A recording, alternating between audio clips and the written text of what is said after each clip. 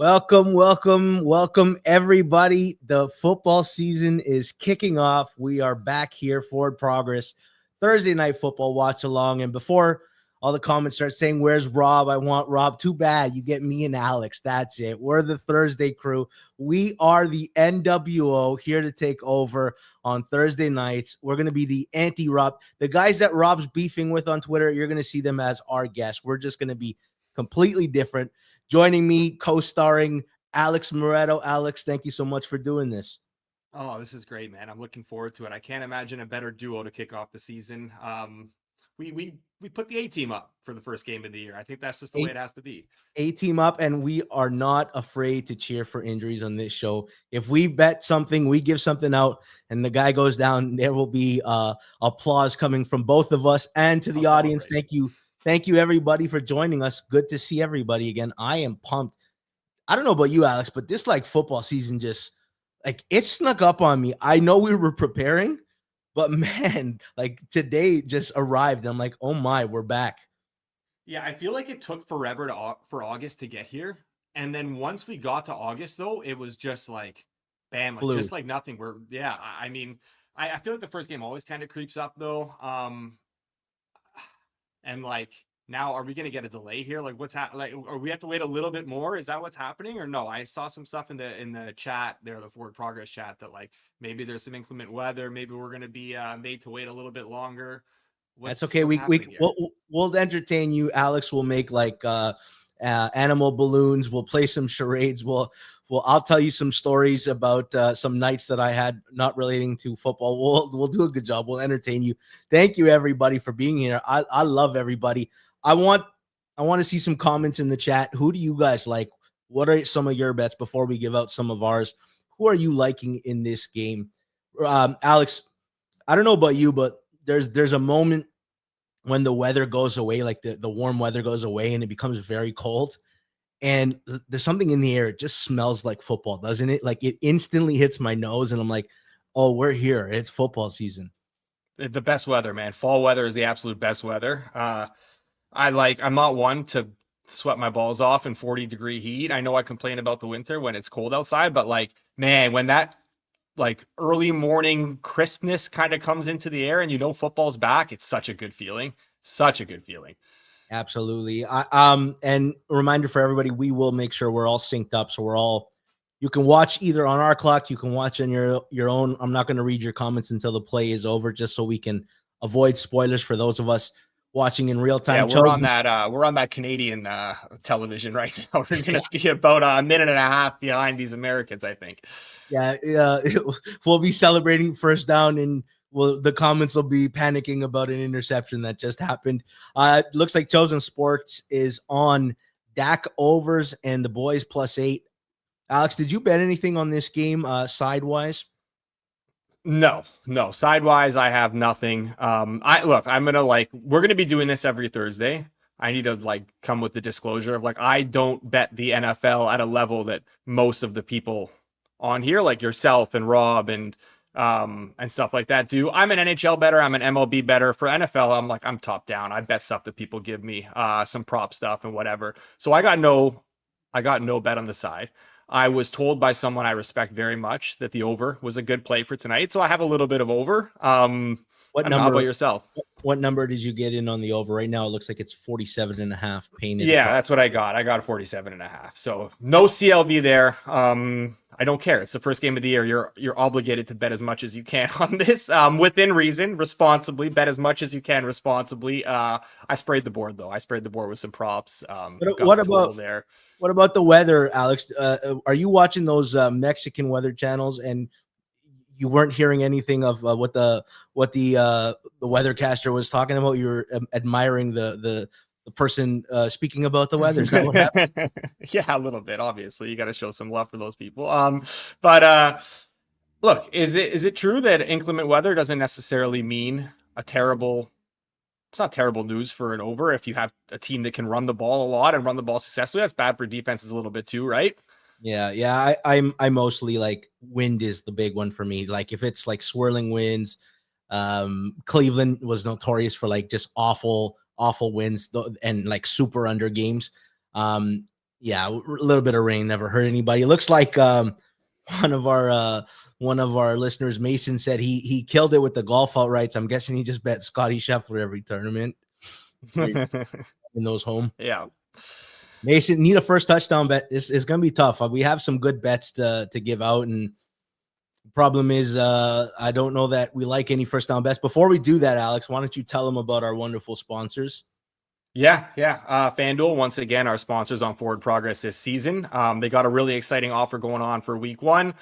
The NFL is back, and FanDuel is making week 1 even bigger with a chance to win a share of $2 million in bonus bets every primetime game. That's right, $2 million every primetime game. Here's how it works. Opt in and place an anytime touchdown bet on any week 1 NFL primetime game using your profit boost. And if the player you pick scores either the first or last touchdown of the game, you'll earn a share of $2 million in bonus bets, which sounds pretty fucking sweet to me. First touchdown, you're in. Last touchdown, you're in. Both, even better.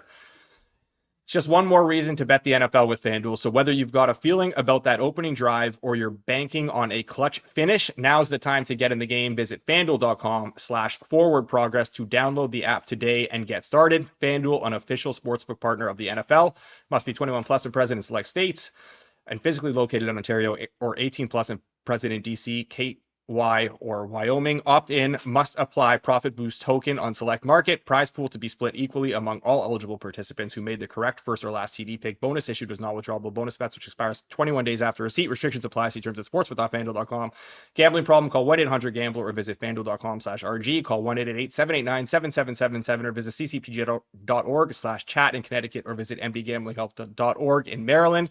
Hope is here. Visit gamblinghelplinema.org or call 800-327-5050 for 24/7 support in Massachusetts, or call 1-877-8-HOPE-NY or text HOPE-NY in New York. Call Connects Ontario at 1-866-531-2600 or visit connectsontario.ca. I gotta say, George, I talked a big game about my ability to do the ad read. I'm like, don't worry, give it to me. I'll do it. I've done it a ton for edge work. Like, I did it every day. That disclaimer was like top of mind. I did not read through it. It was very different than the one I did for edge work. So that threw me for a loop. I probably should have read it first before I talk shit about it. You would have done better than me. I had no confidence in it. You stepped up. Patrick says Jaden Blue inactive is an interesting choice. I thought so as well. He obviously missed some preseason time, and I guess maybe they didn't feel he was up to it. It doesn't look like it's a health issue. Curious though, how soon they get him into the mix, and I guess it all depends on how Javonte Williams looks. And I only say that because I am interested in an angle with Javonte Williams. Alex, we got about 6 minutes until kickoff. What do you say we get into? Let's fire some bets here. Let's get the bets out. It up. I want to go with one here first before you do, because I have a quick one that I want to give my reasoning for. I got Dak under passing yards 249-ish and a half. There's also, there's slightly worse I think the market's moved a little bit, but I'm still cool with it. Let's see what we're at right now on FanDuel. We have, I think, 244 and a half. It was last time we checked, 242 and a half. That's fine. Let's do it. My reasoning is very simple. Two people that I think are very sharp both sent me the same play, and that's good enough for me. I'm going to just throw them under the bus right here just in case it doesn't hit. I can blame it on them. One of them was Hitman, who will be joining us in the fourth quarter. Dak under passing yards, and the other one was So Money Sports, my former Edgework co-host there, who will also be appearing on a bunch of Hammer Daily stuff this year. So under Dak pass yards for me. We will get that one tracked. Yeah, I love it. It actually correlates with something that I'm looking at. I'm looking at Cowboys running back Javonte Williams. Brian Schottenheimer, obviously everybody knows his dad, Marty Ball. I've watched this guy from his time with the Jets and the Seahawks. The guy likes to run the ball, even if it's not effective. He's like the old school believes the run sets up the pass. Did you lock in that Dak for a unit? Just locked it in. Yeah. Beautiful. I'm going to be looking at Javonte Williams if we can pull up his rushing numbers. I don't have faith that maybe he has any juice left, but I have faith that Schottenheimer is going to be stubborn about it until like the game gets out of control. But I found for a starting running back, for someone that loves to run the ball. I like the Javonte Williams over 10.5 rushing attempts at minus. It looks like it's at minus 144. It was minus 122 before we went on air, so it's getting That's steamed. that influential G-Stack money. That's where that is. That's you're moving markets, buddy. And let's get in the first half. What do you say? Like we bang a nice winner home in the first half. That's not the only one in the first half, because how much are they going to be running after the first half? Well, it's going to be interesting. I think the other thing I like about this game, the way they match up, the Cowboys have very aggressive corners. They're always looking for the pick. And sometimes when you live like that, you get burned on double moves, anything on a deep ball. I am actually like really big on Devontae Smith, and I want to pull up some prices that I like. We're going to bang home some Devontae Smith today. I like anytime touchdown score of all the ones. I didn't like any first down touchdown score, Alex, because when you have like stars on both sides, they're so heavily steamed, and I didn't like the tertiary options after that, but I did like Devontae Smith plus 185 anytime touchdown. I'll take that for half a unit. The Javonte Williams was a 1 unit play. Yep. And then I want to play that aggressive corner angle. I like Devontae Smith over longest reception. He is, I believe it was 20.5 when I was looking at it. Yep. 20.5. Minus 110. It was minus 104, but I still like it at minus 110. So those will be playing the Devontae Smiths anytime. The Devontae Smith over longest reception. Javonte Williams over 10.5 rushing attempts, and you've got the Dak Prescott under. What are we doing here? A full unit on the longest reception? Full unit on the longest reception as well. Okay. For the chat that doesn't know, by the way, we are going to have a fierce rivalry going this season where G-Stack and I and our guests for Thursday, there will be a lot of overlap with guests. Like Hitman's going to be on every watch along. Fienberg's going to be on a lot of them. All the regular guys you saw last year, but like George and I will be the staples on Thursday. Rob and Jason will be the staples on Monday. We are going to crush them this year. We are going to make a lot more money than they. Yeah, it's not even. I mean, this is like it's going to get heated. Like I'm gonna despise them at one point midway through the season. And there's going to be some intense rivalries brewing here. We are going to be making up the money you lose from their picks on Monday. How about that? Yeah, I'm kidding. I hope we both win. I just hope we just win a little bit more than that. I hope they lose. Let's build a same game parlay because Harold wants one, and I think the audience wants one as well. And Alex, I'm going to start it off with actually, I want you to give the first leg and then I'll provide the next two. I've got 2 legs and they're negatively correlated, which I know everybody loves because it makes the price a lot better.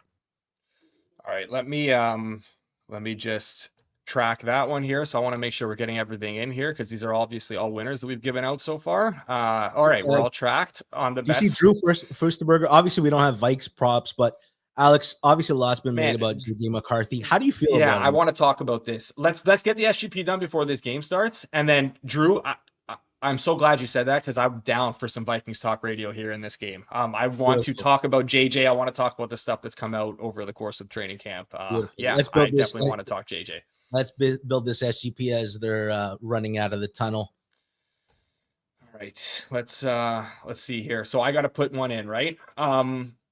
I'm going to put in I like some Ferguson stuff. And I don't know if I want to go with his receiving yards or with his longest reception because I think I'm going to go with longest reception Ferguson over 15.5 as the first leg of our SGP here. Beautiful. I'm going to play the Devontae Smith angle once more. I want to take his over 50.5 receiving yards. I guess it's 51.5. 51.5. Yeah. I love how much it's steaming just before the game, but I also want to take his under on receptions. I want to get a little bit negatively correlated parlay to really add to the Darnell Mooney bet. Yes. All right. Beautiful. Plus just under 10-1. Good start. SGP. I can't wait to go perfect. I cannot wait. don't see a loser on the card, to be honest with No, you. not with us. Not with us. Cleve TA, Vikes are going to get rolled on Monday night. I don't know. I can't wait to talk about that game. I find that the most interesting. I'm nervous about it. We don't know what to expect from either team. Cleve TA gave out Sanders' first touchdown. I guess Miles, Yeah, I guess he Movie doesn't Miles? trust that Javonte is going to be the lead back. It's going to be interesting to see how they split the carries in this first game. I mean, I did draft a bunch of Javonte in some leagues like late on. I felt like his stock was super low, but you know who drafted Jaden Blue in our Hammer Fantasy League, George? I did. So, good not start. A great start for that one. Yeah, not a great start there. I'm also playing Rob first week here. I got a lot of flack about like my receivers, and everybody's like, when are you gonna draft a real starter? See, Christian Kirk might not play a few weeks. Maybe that Jaden. Yeah, Higgins. I know he's got it's a groin injury or is it a hamstring injury? Hamstring and anything soft tissue. Old guy. Yeah, I like lingering injuries like that. Not exactly great glowing feedback. I don't think here I think he's underwhelmed. Why, Kev? What did you want? It's like Rob giving away like 60 to 70 to 1 SGPs. Yeah, they got lucky and hit a few big ones last year, and now they're gonna ride that until the end of time. I promise when there's an opportunity to hit bigger shots, we will. What do you say we lock that in for like 0.2 units, that SGP? Yeah, I don't think we can track that one fully on BetStamp. They're not great with the SGPs, but no problem. For everybody else, we're going like 0.2 units, not a full unit bet. Something just to have a little bit of action there. Should we I kind of have some FOMO right now too. I mean, not as an official play, but I'm just gonna bet this just simply out of like if it hits and there's nothing worse than like someone or someone you like or whatever. Why don't we free roll this? Why don't we pull it up? We won't give it out as an official bet. Yeah. If it doesn't hit, we'll ignore it, and if it hits, we'll parade it on social media. Yeah, we clip the hell out of it. Of course. All right, let's do it.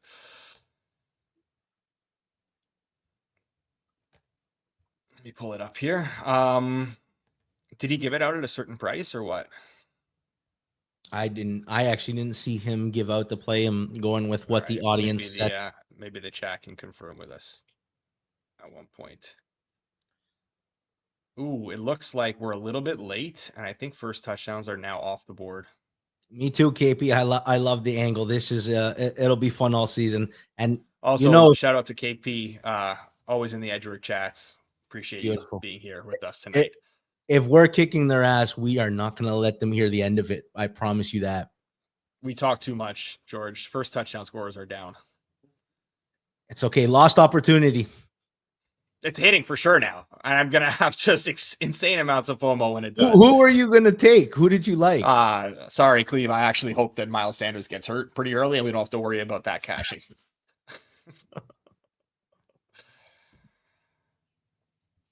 I didn't take any first touchdown scores. Looked like 40 to 1 an hour ago. I just didn't like the prices. I find this with Bengals games too. Like when there's like two superstars on a team, and on this one, it's like there's 4 superstar receivers plus a superstar running back plus quarterbacks that are capable. Everything is too short. I didn't want to dig that far for a Miles Sanders first touchdown. Yeah, I saw some love as well there's a lot of Will Shipley love out there tonight.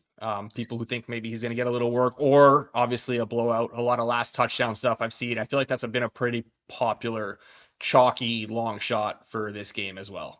That you know what the story's out on that. Everybody's now looking on like potential blowout games that backup running back first touchdown score, because I think you guys hit a banger last year, if I'm not mistaken, doing that, right? Yeah. Ray Davis. I think it was the Ray Davis Bills game. That was a big one they hit.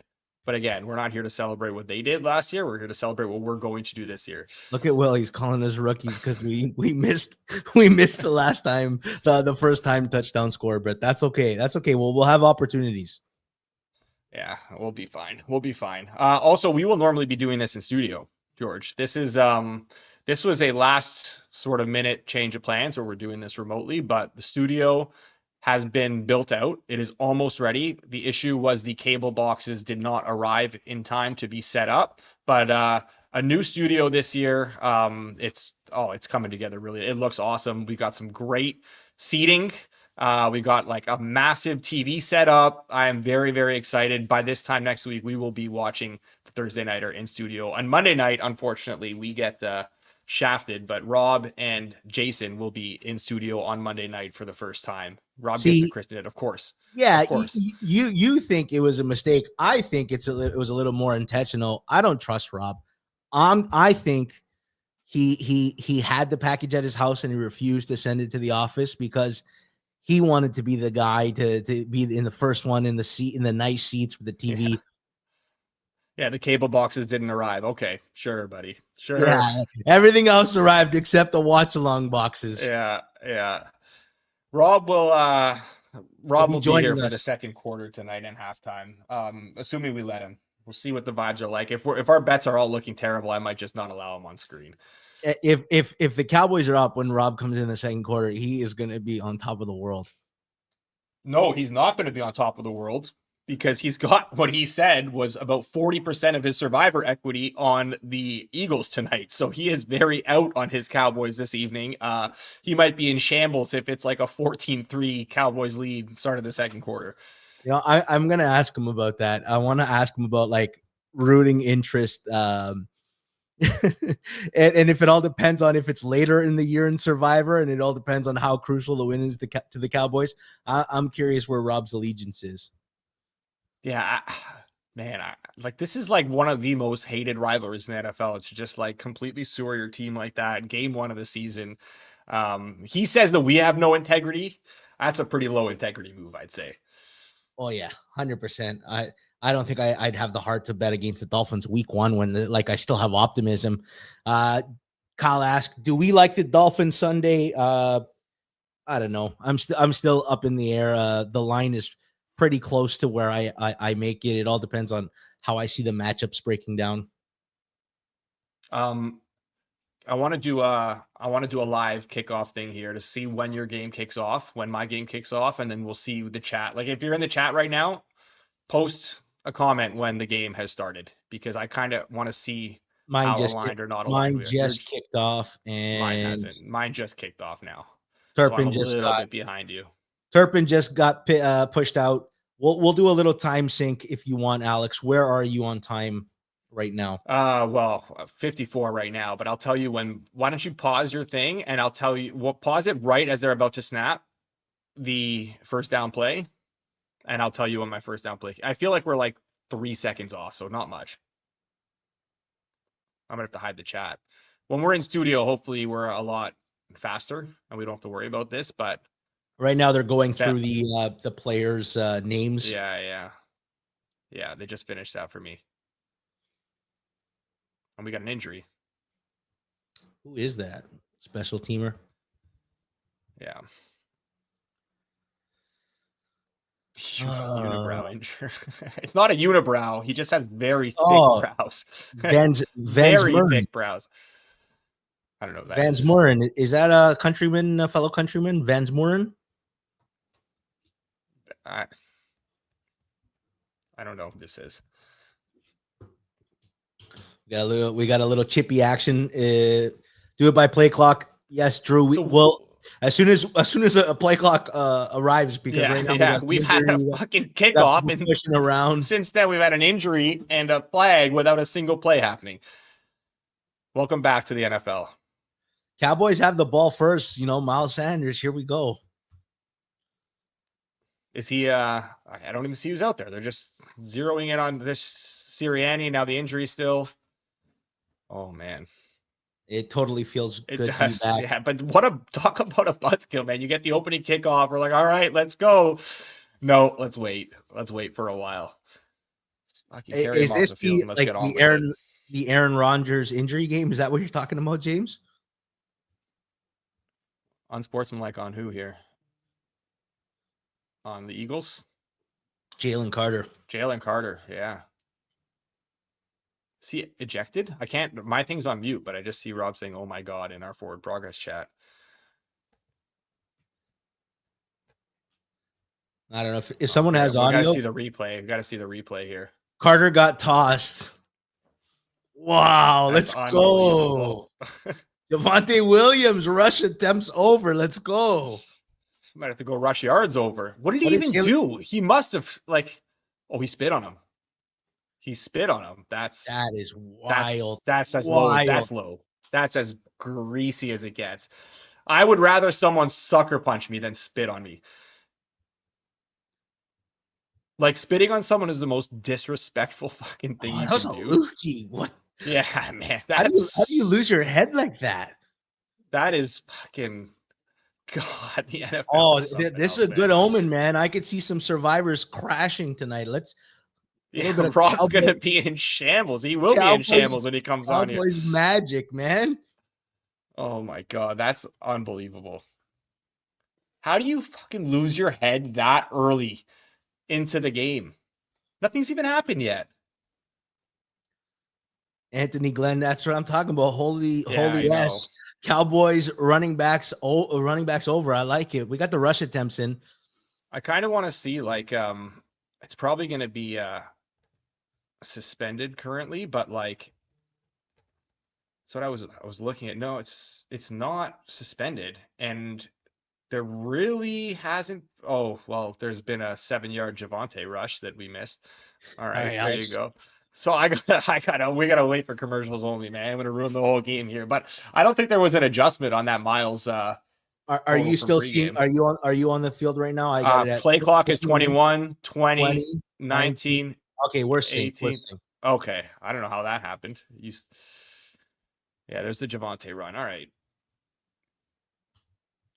So you're at 35, 34, 33, I guess. Jalen Carter, use your brain challenge. That was, man, that's fucking so dumb. Like, how stupid can you be?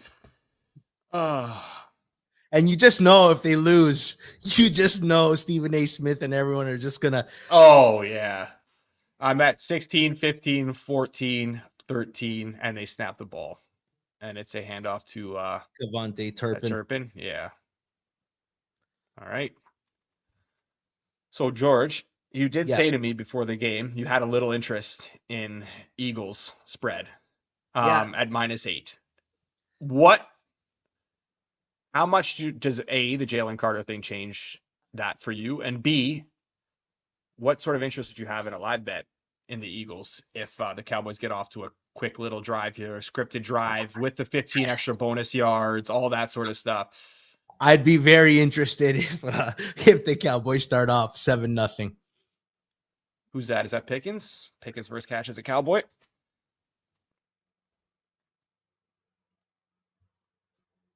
I mean, especially to start off 7-0 with a free 15-yard gift. Turbin running back over yards. What was his even number? I don't even think I looked at that prop. I don't know. I can find out quickly though. Looks like Anthony's rooting against you here, Alex. He likes the Dak over pass yards.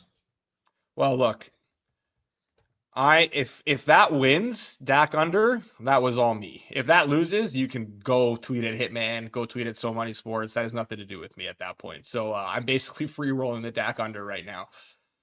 Let's go, Mr. Schottenheimer. Come on, just keep feeding our boy Javonte. We need 11 Turpin rush yards was at 2.5. So, beautiful. Quick, easy cash. I mean, I won't say quick, easy cash because he can very well have another end around that goes for like -7 yards. You never know. Not a bad first drive for the Cowboys so far. Nope. I think the Cowboys offense will be good this year. No? Like, I don't think anyone's got real concerns about the Cowboys offense if they can stay healthy. I think it could be very good. Yeah.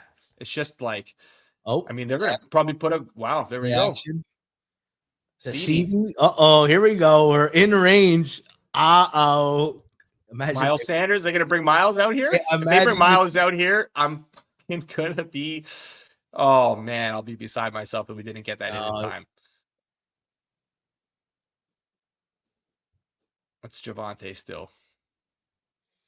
He looks good though. He's got a little bit of burst, maybe he's healed from all those flag. injuries. Yeah, there's a little flag. Woo, down to the 1 now.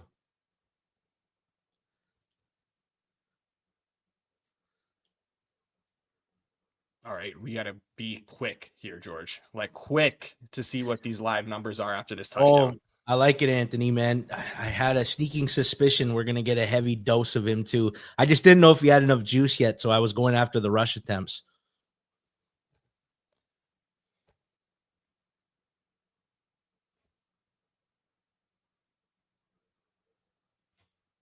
All right, here we go. Is this the Javonte TD?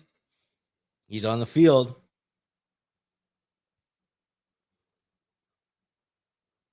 Yep, right where Jalen Carter would have been. There's the Javonte TD. Woo! There we go. There we go. All right, George, let's do this here. Of course, I didn't. I know, I drafted him in our Hammer Fantasy League, but I didn't start him. Didn't start him? Why would I? I didn't start him anywhere. I drafted him either. We got, 4.5 on the Eagles. Yeah, I don't like it right now. No. We'll keep monitoring that. Looks like the over is at 52 live, and yeah, you said you're locked in at 47.5. That's a good start. Yeah, very good start for the over. Oh, Rob's gonna come in like sweating. Like he's gonna have energy. Like, let's see how the Eagles respond, because I'm very curious to see how their offense looks. Who was it that was talking earlier? Was that you that was saying the Eagles like to throw a bunch early to get the lead and then just run like crazy in the second half? Yeah, Cleve was saying that. I'm thinking that they could take advantage of some of the aggressiveness of the Cowboys corners. Yeah. As a reminder, though, if you're watching right now and you haven't done it yet, please smash the like button. It helps us in the algorithm. It gets us up there. The more views we get, the better off we are, and that means we can provide even more coverage. We got a lot of good stuff, Alex, this year. Like I'm pumped about so much different things. Earlier, the Thursday Best Bet show, we unveiled the new style: triple hammer, double hammer, single hammer. So we don't just give you one best bet. There's multiple options. You're getting 9 bets per show. I really enjoyed it. That's when like football felt real for me. Like hammers back into its football coverage. You can call me biased, but I'm very proud of the content that we are going to be putting out this year. I think we got a really, really good lineup. Also, I saw a lot of people in the chat talking about. Look at this. We're a potential millionaire in the chat. I love it. I love it. Unreal. Congrats, NCI 95. That's a great way to start the season. We got some Cowboys backers early on. They must be loving it. Yep. Joey Tunes, betting Cowboys +8 at posts. Who was on Philly? Who was the mush Trent, on Philly? Trent was on Philly. Trent was on Philly. Yeah. That alone kept me from giving out the Eagles here as a play, Alex. I said, you know what? I'll be damned if on the first day of football. I see Mark in the chat talking about another book here, but yes, I am seeing the same. I'm not seeing the same thing. It's also not there for me. So I was just pulling that up to see what kind of prices were across the board. And yeah, I don't see anything posted there for live. Drew, I went on the best bet show, if you remember, 2 years ago, and I gave out a best bet that lost by 5 touchdowns. And Rob shipped me to Hawaii. He said, "Get your head straight. We don't want you back here until you learn how to handicap football." And I think my year in exile in Hawaii has really changed my perspective here. He's actually full of shit, Drew. He was touring the country with the Greek soccer team. He had just such a good time with them that one night at the Brass Rail that they decided to visit strip clubs around the world. And that's basically where George has been for the last year. This fucking dirty dog. It's like those TV shows when there's a dispute with the actor and they're missing for a season, and then they're written back in the show like nothing happened.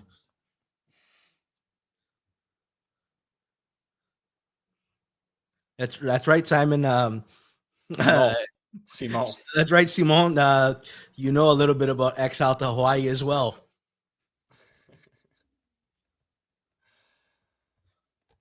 What do we get on that first drive, Alex? We got like three Javonte carries. I like it. Mm-hmm. We did. Good game script now for Dak under too. I mean, extremely early, but It's nice that they were able to get down there with not like too much damage from Dak, and now they got a lead. Alex, I don't know if the people know this, but we got a new social media guy, and he's already trolling me about not starting Javonte Williams in fantasy. Oh, did you troll him by he took Lamar Jackson second overall in a non-super flex in a 1 QB league? I mean, come on. What's he doing trolling anyone right now? What was the other pick he made that you were that you had some real issue with? There was a tight end run. Brock Bowers, Trey McBride, and I took George Kittle, the 3 top tier tight ends. And then there's a huge chasm, but I guess he was afraid Sam Laporta wasn't going to be there 2 rounds later. So he panicked, and that would be Mike. If you love like the visuals and the clips we've been doing, this is Mike's work. He's been working hard. Yeah, he has. He's put together some excellent graphics. I've been very, very I can't happy to see those. I can't wait to people see the pizza buffet graphic. That one, like, I was very amused by that. What are your thoughts on Saquon this year? You think some big regression coming after just the amount of touches, the touchdown volume, the long touchdowns he had? Like, yes, just everything seems wildly unsustainable for him. I also think that they want to keep him fresh too for the playoffs. There's no reason to override him this year, which is why I wanted Devontae Smith in a bunch of leagues. Jalen Hurts play action takes off. I wanted Devontae Smith for that reason. I think that Eagles were actually not going to run as much this year. I got Hurts in our. I could also see any games where they're up fourth quarter. Will Shipley getting like touches. Just no need to pile it on, especially if they didn't go for the record last year with Saquon in week 18. There's no way that they're going to push him this year. It's true. I mean, he will regress, but he can still. That doesn't mean he's not going to have a monster season, right? Like obviously regress from like just insane levels that he was at, but he'll still, I'm sure, be very, very good as he takes this toss and borderline is going to house it. Like, of course, which is bad mouthing, and then he casually rips off 20-yard run. Yeah. And it's so tough. A lot of his totals are so inflated, but like I'm looking at the 95.5. I'm like, how do you give it out though? Like this guy can rip off 80 of those yards in one run. I think I bet Saquon under at post so many times last year, and I can't tell you how many I won, but it was not a lot. Yeah. All right, there's Shipley in the game though, so they are going to probably mix him in a little bit more than. Well, I guess the Gainwell mixed in a decent amount last year too. You know what's funny? One of my favorite offseason, everybody has their angles or things they mentioned. I swear Suma must have mentioned the Cowboys linebackers and DeMarion Overshawn being out like 3 or 4 separate times. And I'm like, and the Eagles are like, we're going to run and we're going to throw to our tight end today because we don't think much of this linebacking group. Also, what was your take from the Best Bet show today? That was a missed opportunity on our part where 3 hammer, 2 hammer, and the 1 hammer. Someone suggested that they should have done sausages for Suma. Yeah, I thought that was fantastic. How did we miss that? The triple would have been so good. 100%. Hey, there's your Moretto talk. It feels weird. I'm not gonna lie. They went to Will Shipley. We might see him mixed in a little bit more this year. That'll be interesting. Yep. I saw a lot of Will Shipley last TD. I don't think I saw any Will Shipley first TD.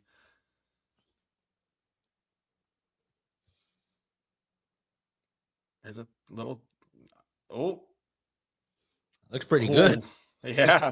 This Cowboys defense looks like butter. Yeah. I mean, I think that's what we expected. That's why you kind of thought the Cowboys were going to put up video game numbers on offense because they'd be playing from behind so much.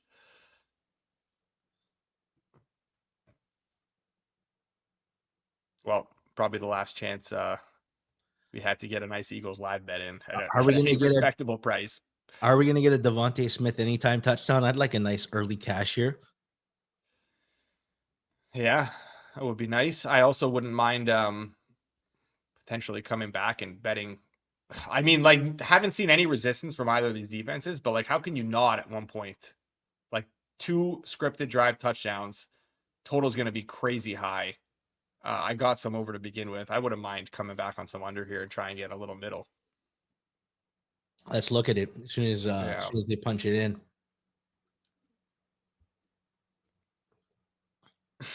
Oh, we found the guy. The one guy who bet the under tonight. You got a good closing number.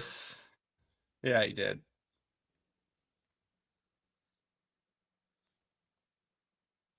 No, I don't even know how to do that. I don't think. Actually, I can do that. Hold on. Yeah, you can pull me up on the screen. I'll entertain everybody. What do you think, guys? Do you think the Cowboys are going to hold here, or do you think the Eagles are going for it on fourth down no matter what?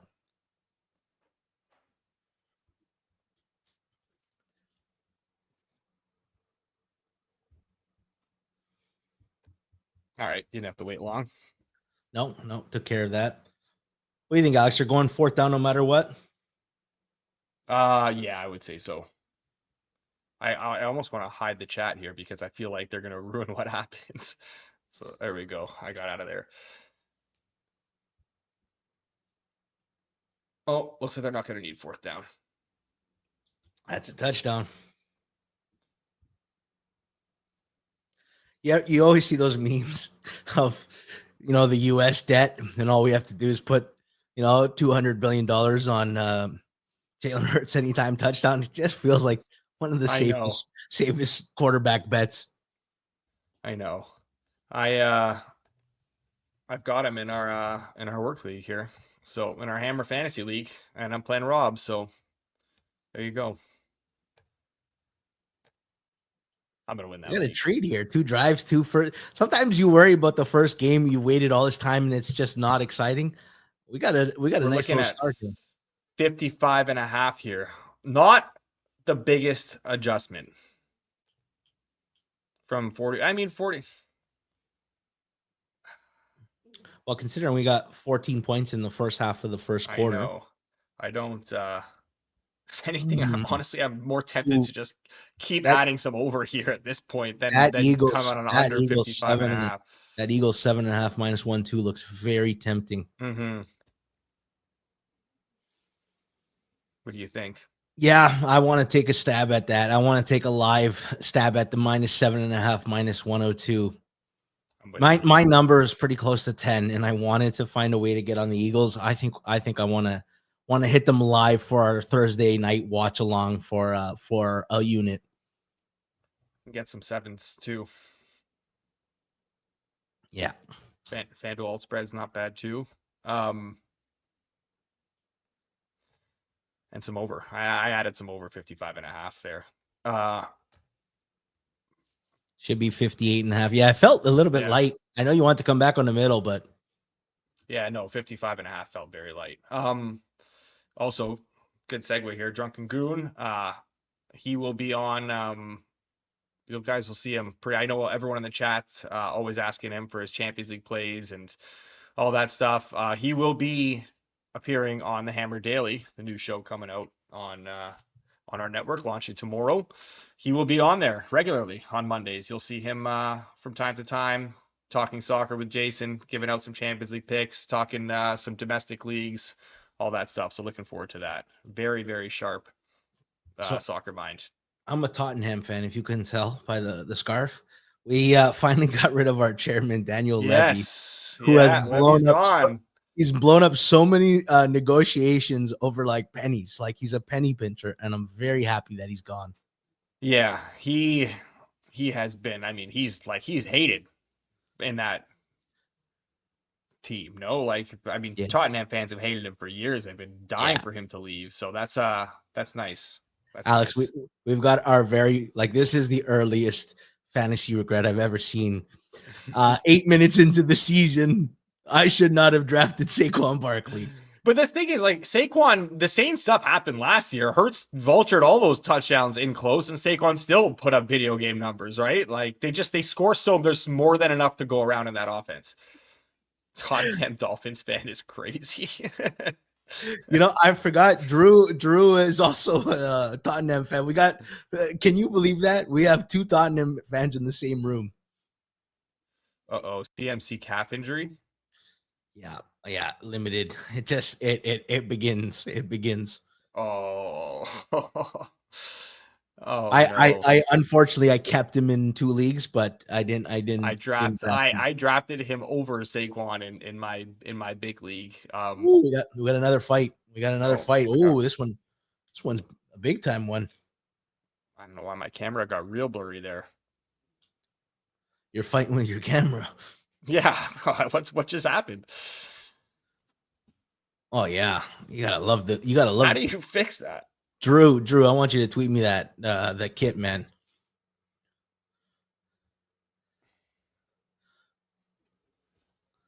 There we go. How about Dak gets thrown out, Alex, for the It's chosen, so will I. I literally cannot handle him being hurt. That will just destroy me. I have a lot of CMC stock in some important stuff this year. I'm not that loaded up on San Francisco from a betting perspective, especially some long-term stuff. So I always defer like betting over fantasy. I want to almost watch. There's an interview with Kittle where he's talking about McCaffrey. I wonder what he's saying in this one. I gotta like this tweet for later. Do you think this is like just we're just it's just maintenance? Yeah, But it also feels like why? we're gonna get 2 McCaffrey practices a week. It just feels like why would they like there's nothing that he needs to learn. Okay, I like it. Push the Cowboys back. Let's get that Eagles -7.5. I can't believe we got such a good number. Yeah. Also, I saw some other people talking about Jason in the chat. Jason will also. I know Jason is doing Monday with Rob, but like Jason will be with us every Thursday in studio too. So it will be the three of us, but nothing Jason says on Thursday will be validated as part of our show and part of our record. So he'll We have a lot refuse less that. say on the Thursday show. That's all. Yeah, I saw that as well. I saw that there was some cheap Eagles money line prices that I did Oh, not after fire the on after the 7-0. Yeah, I saw -196 where I was looking. And then it was like -210 there on FanDuel. Alex, let's keep pounding Javonte, man. 4 carries. Yeah. Let's get this play. Let's hit this play before the first half's over.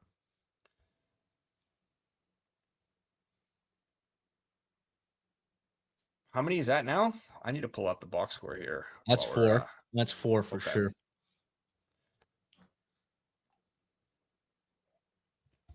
I'm upset about this no studio tonight, man. I'm sitting in this uncomfortable. I don't have a good setup where I can do this at home. Yep. Oh, Lamb came back for that one. Yeah. All right. Cowboys moving again. Yeah, I don't have a great setup at home outside of my office. Like my office is perfect for this stuff, but it's also right next to. Yeah, he did. Looks good getting out of that. Like he got out of a couple tackles there. Look at that. Look at Dak.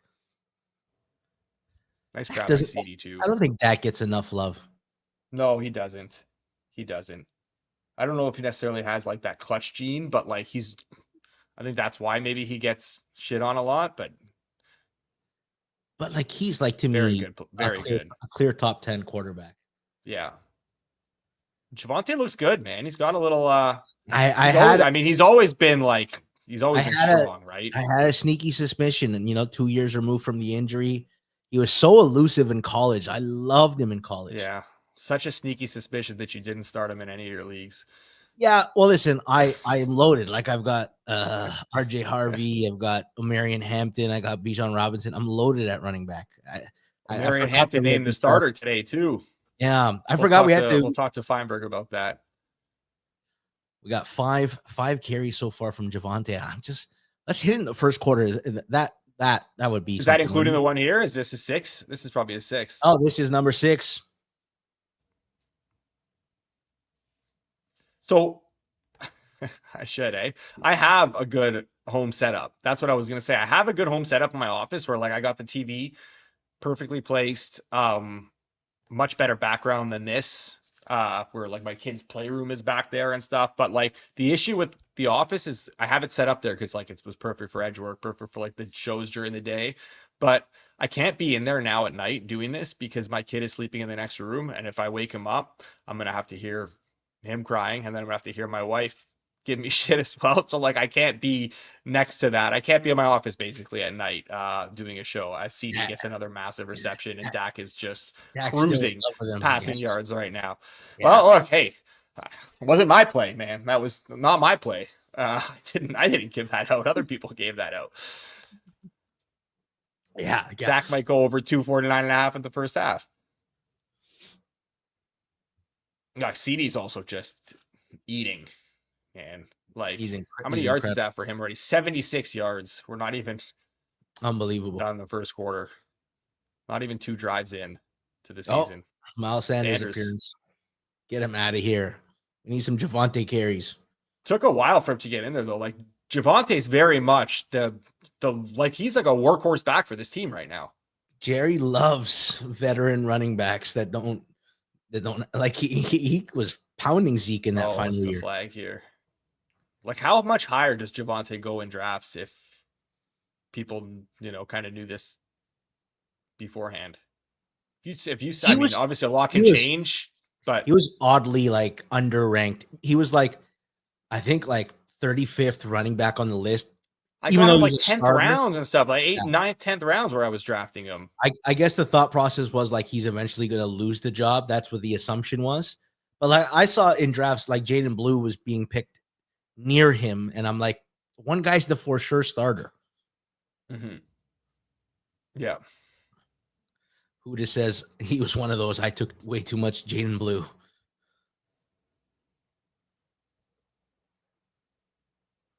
Oh, Cowboys moving backwards now. Yeah. This is where like if they stall, it feels like this is where it could get a little. Yeah, listen, Max. It's obviously the play was he's gonna get a starter's workload, and the hope is 2 years removed from the injury, he had a little bit more spring in his step because he looked like no burst last year. Yeah.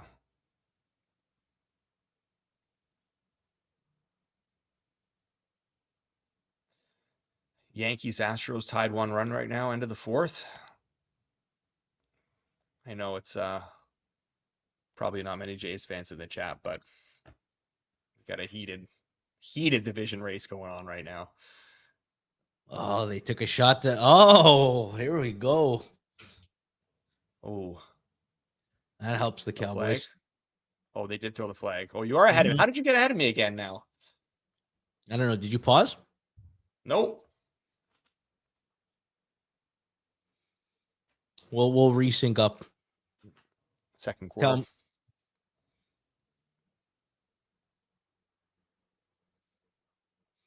No, that's not a bailout flag. That's flag. He's definitely inside the jersey there. That was PI. Hey, that's great though, because at least Dak doesn't get the pass yards. So I respect that. That's good. Hold them the whole way down the field. Is Javonte back? Oh, no. Where are you? 15, 14? Jake Ferguson? Go to Ferguson. No, not Ferguson. This is Tolbert.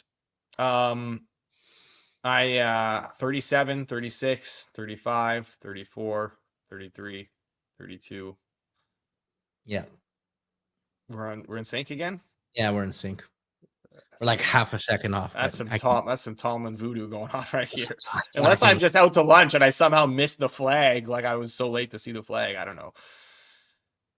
My football eyes are it's been a long off season, right? You got to like retrain yourself to pick up on this stuff. Why take away from Javonte, man? He's a superstar. Hey, he's a horse here. Look at that. Oh my God. How many carries is I benched him? 7? Yeah. Some of us, Alex, we try to hit home runs, and others we say, let's just go for 2-foot putts. We give over 10.5 attempts, and we got 7 carries in the first quarter. Are they're gonna run to get another playoff here? Hopefully. Yeah, why they don't want to come on to the field, right? This is awful. And I got to walk to the other side of the field. Yeah, what are we doing here, man? Here's Mark, who bet to Javonte Williams under, clearly. Mark dying for him to just re-aggravate that knee.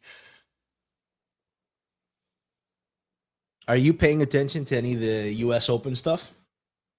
Oh yeah, yeah. I love me some tennis, man. I love tennis too. It's one of the sports that I like to bet, even though I don't have an edge in. I heard them talk about this on Circle Back. And I mean, Kanish with the worst take of all time, nothing surprising, saying how horrible tennis is to watch. One of many. That doesn't even make his Mount Rushmore of terrible takes. But they were debating whether it's good for the sport or bad for the sport, or if they like the fact that just two guys have so much equity with Sinner and Alcaraz.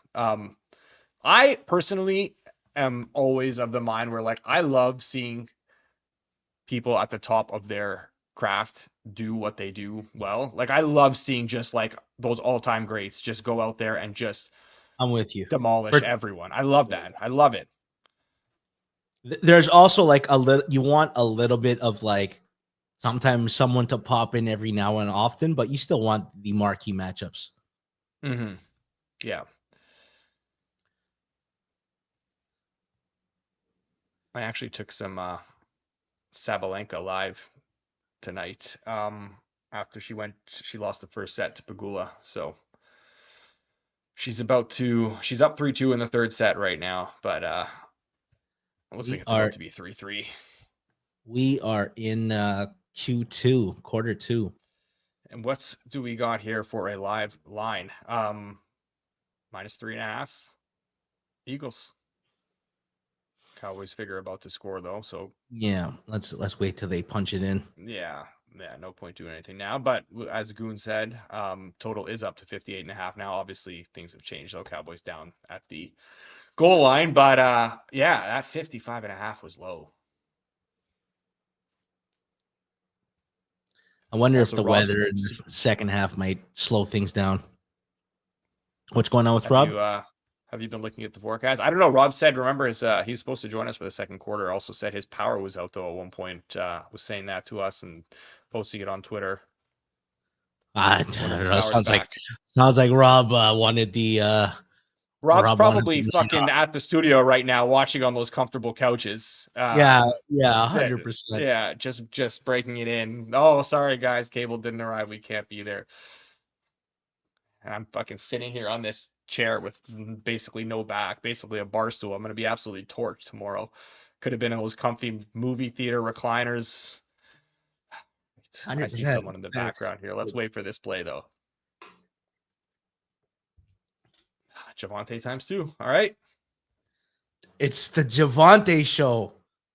You want to? No, Mark, absolutely not. 2 touchdowns. Are we not going to talk about him? Want to introduce our next guest here? Yeah, absolutely. A man who's happy with the score, or maybe not. We'll ask him if he's conflicted or not. Joining us now, the CEO of the Hammer. You saw him earlier on the Best Bet show, Mr. Rob Pizzola. Rob, thank you so much for joining the stream. How are you? How are you feeling right now? I'm good, man. I'm feeling like Geoff Fienberg when the Chargers are up early in a game. I've had the power was out for a little bit, had to find time to do certain things. Nothing else going on, so been indulging a little bit, and game has started really well as well. So I'm stoked right now. I can't if I stood up, this YouTube channel would have to be shut down from what people would see in the current moment. I am so happy that football is back, and I'm so happy that I can at least see like a couple good offensive drives to start for the Cowboys. So no, I know. I want you to lean into it more. Don't be cautiously optimistic. Well, here's the real. I am very conflicted. So it's starting to sink in now that I have a lot of money at stake on the Eagles and Survivor pools, right? So I used about just over 30% of my total entries on the Eagles. So now I'm starting to get conflicted because I kind of feel like Philly's just going to score at will on this defense. I mean, that first drive for them looks so easy. Yeah. But, it's really hard to balance the fandom with the money. It's challenging. What do we think about this here? Also, Rob, if this was later in the season, there's no chance you wouldn't want the Cowboys. If they had nothing to play for, you'd be furious. Yeah, of course. No, it's week 1. Like, would a win over the Eagles get me optimistic about the season? Yes. Like, I would be all in if we won the. Whereas my expectations before today were like, it's like going to be a down year. So it's funny how not even one half of football changes everything. But obviously that Jalen Carter, oh my God, what a him moron. getting tossed has that last drive by Dallas there. Like, Dak is just sitting in the pocket for ages. There's this, pass protection holds up, it will be a very even game, I would say, the rest of the way, because Adoree Jackson, time to send that guy to the glue factory, I would say. They got rid of Darius Slay and they brought an also equally old corner. It's tough. And if Pickens is going to win like that against Quinion Mitchell on the outside, one-on-one, it's dangerous. It's starting to get scary. Did you see any of the bets we gave out, Rob? Sorry, I didn't realize this was an extra spicy clamato. You had these extra spicy? No. Jeez, I thought it was just like a normal, got like a serious pepper rush there. Really messed me up. Sorry, I forgot the question, George. I feel like I was on Hot Ones for a second there in those spicy wings, I don't know if you've heard, Rob, but we gave up Javonte Williams over 10.5 rush attempts. He's already at 8. Okay. I don't know. I caught the beginning of the show today. I don't remember that. I don't know. I was maybe on another planet at the time. I can't tell if you're being serious or not. No, we did. We did. You're just looking for more attempts at this point. 3 more attempts. Moretto gave out Dak yardage on pass yards under. Depends if it wins or not. If it wins, I gave it out. If it loses, Hitman gave it out. So I did play some of that too. Listen, I probably shouldn't have played the role of meteorologist either. But as soon as people started talking about the wind blowing and whatever, naturally, like, your first inclination is going to be, okay, high-priced quarterback in terms of passing yards under. And I don't know. We'll see. Are you synced up with us? Probably not. So you must be ahead.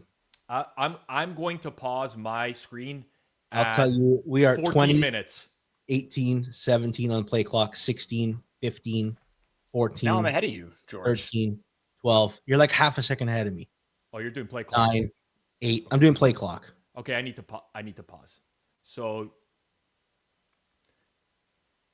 oh man, all right.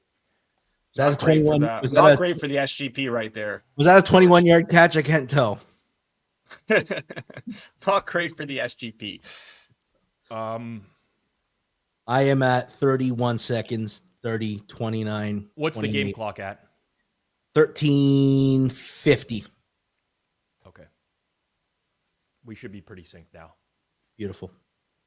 Javonte, 125 to 1 for 3+ TDs. There was no 4+ TD price, obviously, but yeah, 125 to 1. Also, Rob, this NCI 95 in the chat hit the Javonte first TD for the FanDuel jackpot. So now he has been entered to win $2 million. Yep. And bonus bets. Not bad. Not bad.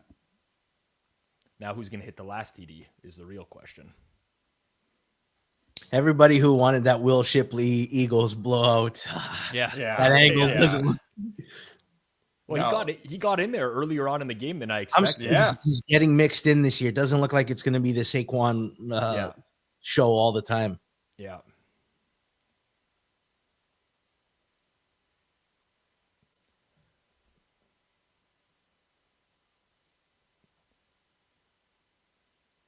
This is like, I don't know. Is the Dallas defense going to get a stop tonight? Goddard's killing it. I was joking around how every like offseason video Suma like mentioned Demarion Overshawn is out for the Cowboys and your linebackers. And it's pathetic, man. Like Kenneth Murray's calling plays and shit. Like this is too much. But yeah, I listen. The defense will suck. It will.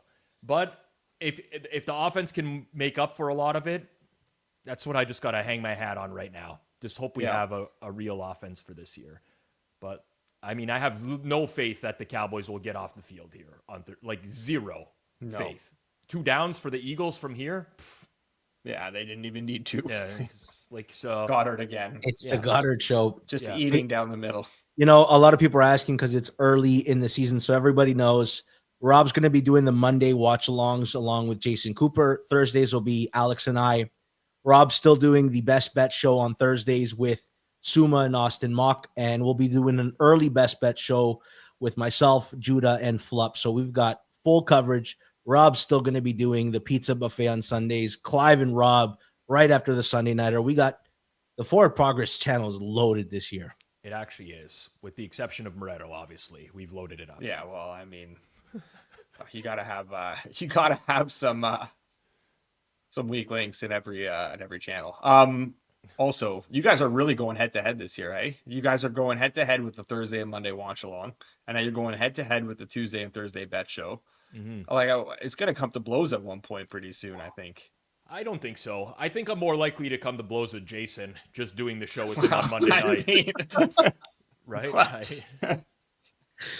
We compared it to the Monday Night Wars, WCW and WWE going at it head to head. That's the rivalry I want to have. Oh, we'll see if he could get there. I would say you guys are currently AEW or whatever the hell else was going on at the time. ECW. Yeah, ECW. Yeah, I forgot about these. You tell me this is not a holding. This non-Parsons team. That plus pass rush looks pathetic. Didn't it look like? I mean, listen, I'm gonna watch the replay right now. Again, I've been indulging, so I can't say for sure. That's kind of a hold, man, on 41. That Love the buffet. Me too. Chinese buffets are my favorite. Pizza buffets close up. Big Mandarin guy, eh? Big Mandarin guy. Crab legs at Mandarin. Bring the whole family, and they take the picture of you at the table and put it in the fridge magnet. Oh, can't. The fish in the water on the next day in the bathroom, you know? Yep. Fish in water. Love that. I don't think the Eagles know that they have receivers in this game. Like I think everything has gone to tight ends and the running backs. Haven't even needed to.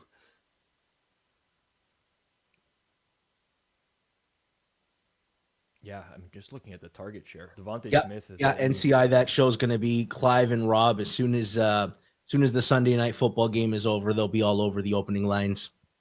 Yeah. Yep. I mean, Clive had an amazing year last year. Really, really good. I feel like Clive is just getting more, and his leash with like the people that he doesn't like on Twitter is just getting shorter and shorter. He has less and less time for these. Like he's just so fucking fed up with basically everyone at this point. The best part is he's actually holding back. I know. Yeah, that's not even him unhinged. He's holding himself back.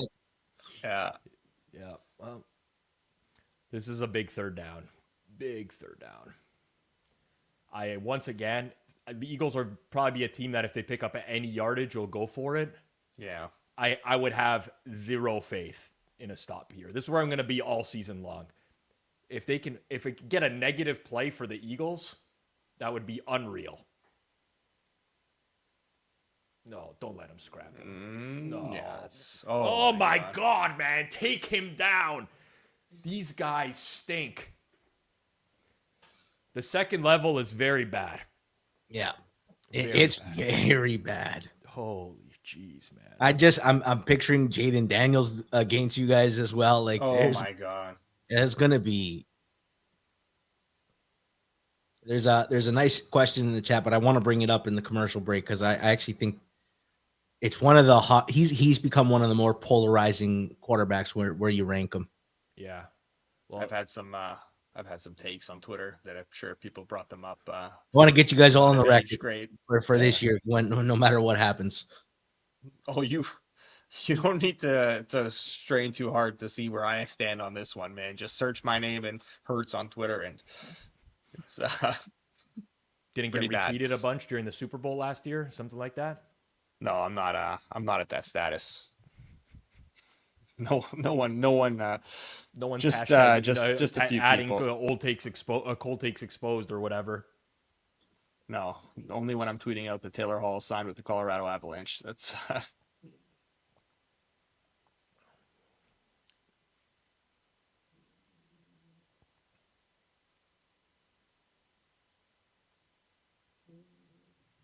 Oh my God, he's got them all. Oh my God, unbelievable. My God. Well, boys. Wow, the over was the move here. Yeah. Moretto's got over. I have some under. Yeah. I mean, I literally, I'll tell you this. I added some more at 55.5. Do you want to go more at 59.5 here? Or no, what? I'm not doing like the Isaac Rose Berman save 10% for live betting. No. I have at the bet size that I have probably the best price on the planet on the under in this game pregame, but it doesn't matter. It won't. What number? 0.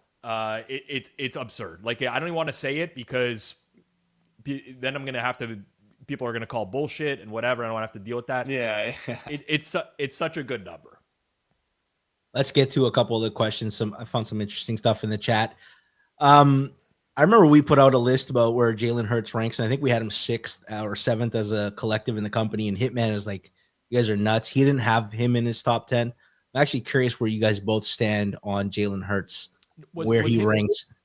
Was he the opposite, where he had him really high, or he didn't have him? No, he didn't have him on the list. And I remember the chat actually flowed back into the group chat. And like, he's bringing up Baker, and I'm like, okay, I get it. But I'd still rather start my franchise with Jalen Hurts than Baker Mayfield. And I don't know that Baker on Philly gets to 2 Super Bowls in 3 years. So to me, he's above that tier. Okay, that's where. So I will agree and disagree. So I think Baker's a better quarterback than Jalen Hurts. If I was starting a franchise and whatever, let's say age didn't matter or whatever, I have to just take quarterback for 1 year. I'm taking Baker over Jalen Hurts. But I do think. So someone put a tweet up. Mr. Peanut Butter put out this tweet tonight. It's the perfect tweet. Jalen Hurts is way better than people give him credit for, but Philly fans put him on this pedestal of being like this elite quarterback. So I kind of think he's better than the average person thinks he is. Yeah, he's not in the top 5 like some fans do, and he's not the 15th ranked quarterback like others do. I think he's in that 8 to 11 range. That's where I have him. Yeah, I think so. Marcus Erickson in the chat brings up a good point, right? Like, he's shown to struggle passing at times, slow processor. I agree. He overcomes a lot of that with his ability as a runner and like his awareness of the field. So I agree. Like, but this isn't just like who's the better passer. It's who's the better quarterback, and he provides you with a lot, right? Tush push. A lot of people say it's just the offensive line. Have you seen the lower body on Jalen Hurts and how he's pushing in those situations? Not every quarterback can do that. So he's also everybody always attributes like his running, but having a dual threat quarterback actually opens running lanes for everyone. It's because you have to think for a half second longer if he's going to hand that ball off. And everyone's got wider. It's like everyone who worked. J.K. Dobbins had like 6 yards per carry in his rookie year next to Lamar Jackson because Lamar opens running lanes. DeAndre Swift was like a star in Philly for a year before they moved on from him and went to Saquon. Yeah. Well, I got some takes here. This is why I'm not on the Forward Progress channel. If Jalen Hurts was on the Bears, we'd still be debating whether or not he was an NFL starting quarterback. I mean, listen. And then we got one here from Rob. So yeah, it'll be fun to watch Jalen Hurts suck with even better receivers now. That's old takes exposed for sure. I will say yours is not that bad because I do think that sometimes early in their career, quarterbacks could be a product of the system that they went into. Yeah. And I think a lot of quarterbacks, had they inherited the Bears, like been inherited by the Bears early Yeah. in their career, they would have just fizzled out too. There's tons of careers that almost got. I mean, like Geno Smith and Baker are like the cases. Like if you're not in the most optimal situation, you might be written off before you actually show what you have. Okay. Is that the first for Ferguson? Yes. Yeah. I don't think you'd been targeted earlier. I got an interesting question. You know, oftentimes people are like, they show their record without what they've been betting on Vig. They show like how many units they're up. Rob, what range do you think an ROI is good for someone to say they had a successful? Obviously, anything positive. Yeah. But is there a range that that people could use as a metric that shows them that they're on the right page? Yeah, I think it largely differ. Like it's a loaded question because it depends on volume. Yeah, like and what you're betting. Like someone who is betting overnight, for example, will be aiming for a different ROI than someone who's betting, an hour before the game or something like that. Or so it's kind of loaded, to be honest with you. I don't know. Props, if you're betting props at a with volume at scale, you probably you shouldn't have no reason to be below 5%, I would say. That should be easily attainable. If you're betting NFL sides and totals only, I think a realistic goal would be like 1.5 to 2%, something like that. So yeah, it's pretty loaded. But generally, just rule of thumb, the earlier you bet, the higher ROI you should be looking for. And the smaller the markets that you're betting into, the higher the ROI you should be looking for. Yeah. And if you guys have any questions for Rob while we have them, fire them away. I'll make note of them. I'll bring some of them up in between the action. We have something to discuss.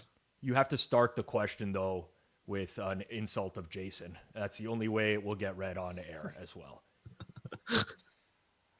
I'm sure the chat will have no problem with that tonight. Yeah, the takes are hot. They're sizzling hot. Barkley isn't as good as made out either. All smoke and mirrors. Yeah, I don't know. I don't know how you watched that last year and say that, but we're looking at 5.5 here for the Eagles. 59.5 total. Keeps climbing. Yeah. Cowboys are where?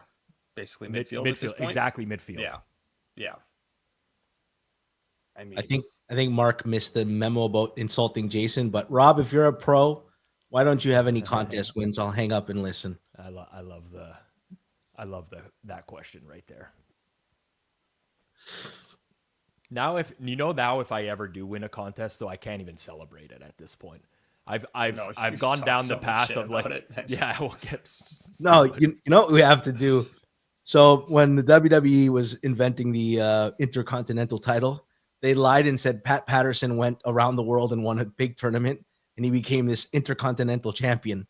So we gotta lie about some contest that you won, right?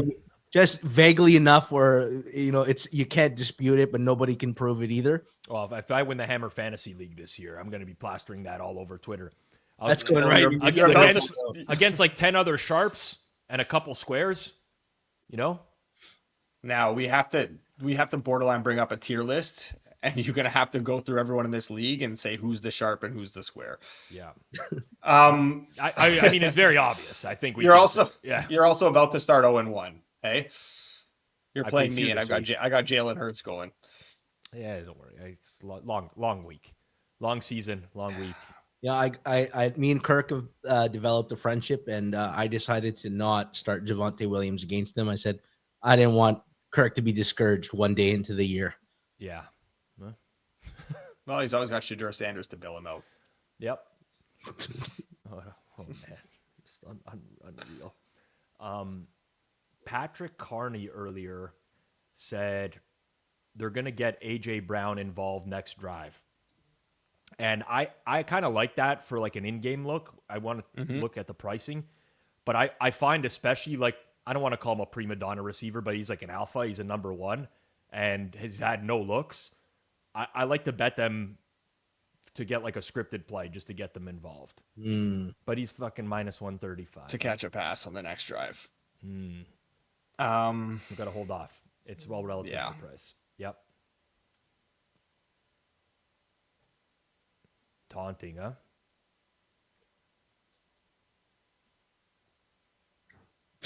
Like just so dumb. I love some comments that pop up and you just can't mention it. Yeah. Oh yeah. Amazing. With the taunting stuff, they're gonna call it for like the first few weeks of the season. Like, and then everyone's gonna freak out. And he's been elusive, but he looked like he didn't look smooth running the ball. No. What's the thing about Mahomes? He's like the worst, like the slowest running actual athlete. He always looks like he's about to get caught, and he always escapes. It's true.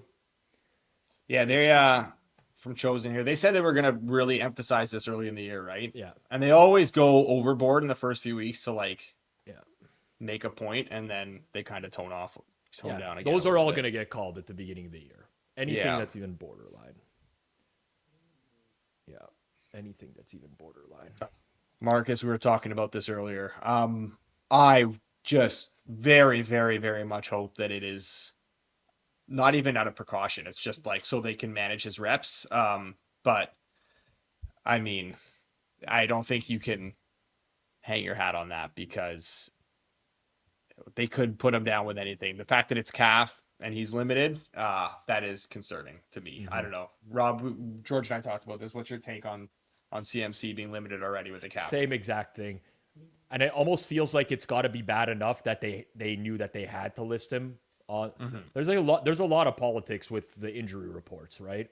And sometimes, I mean, I can't say it's happened with certainty, but it seems a lot of times, sometimes players don't get listed because of what the negative reaction would be. So the fact that they did list him, I think they got in trouble last year too, right? The lingering thing, and then it ended up being the whole season. Yeah.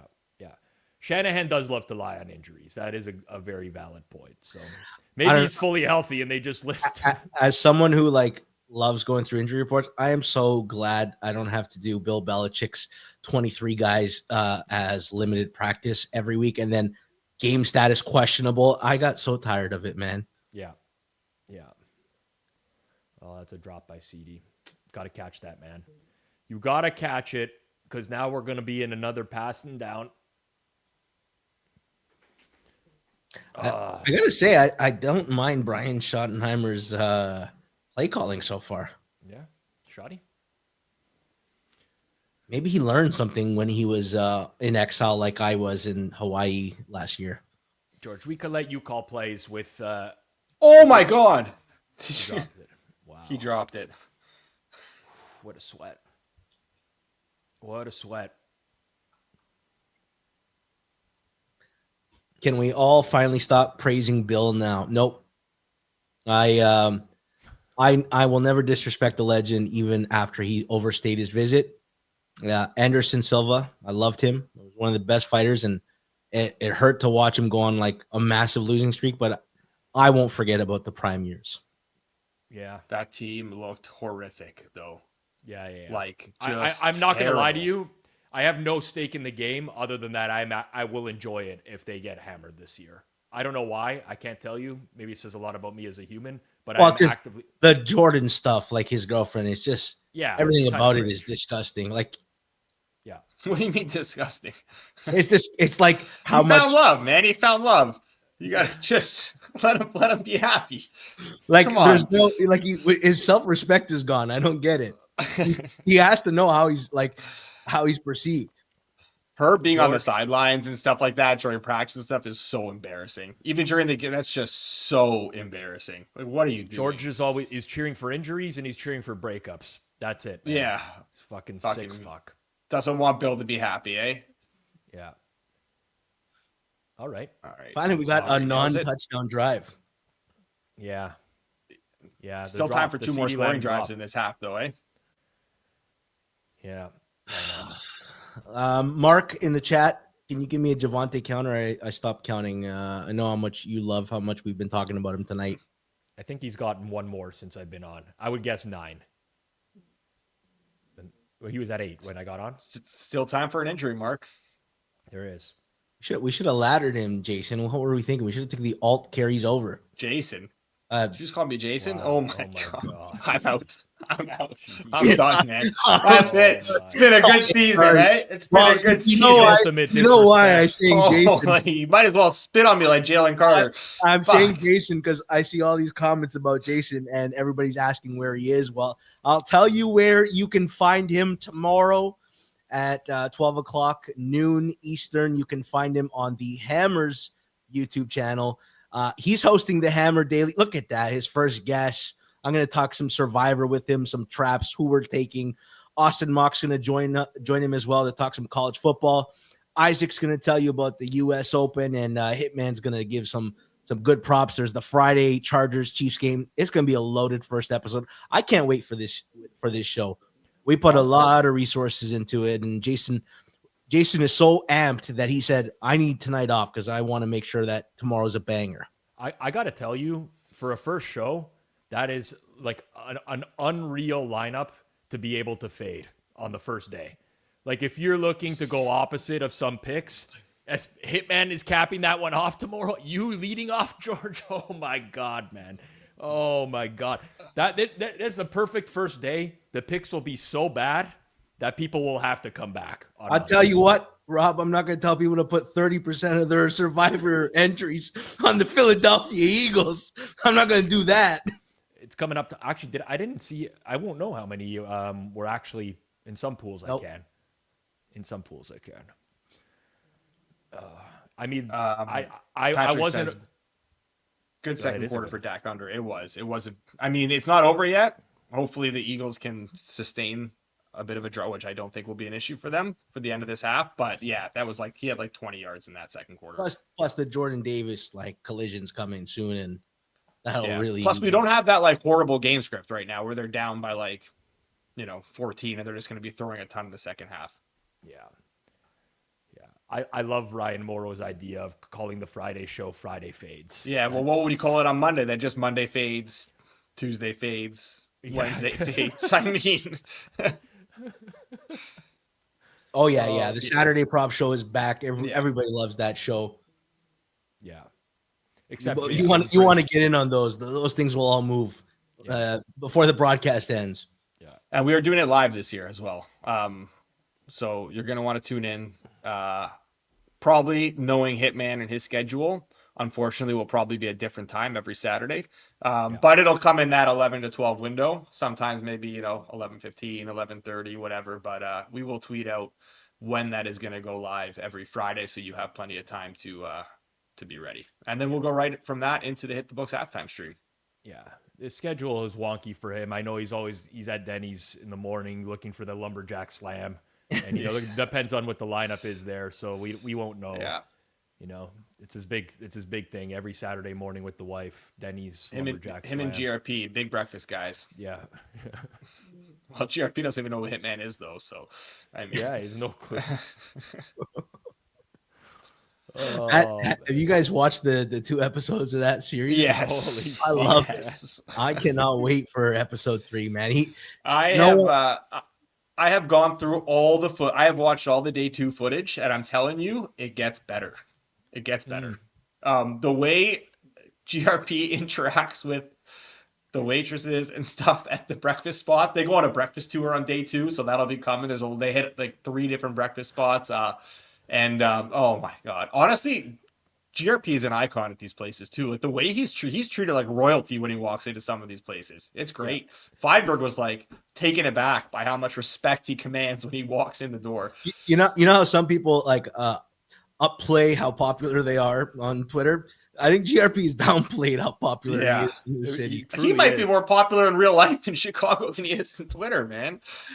He like that was so good. People were messaging me asking whether or not we planted like a hot girl at the range so that this would happen. I'm like, no.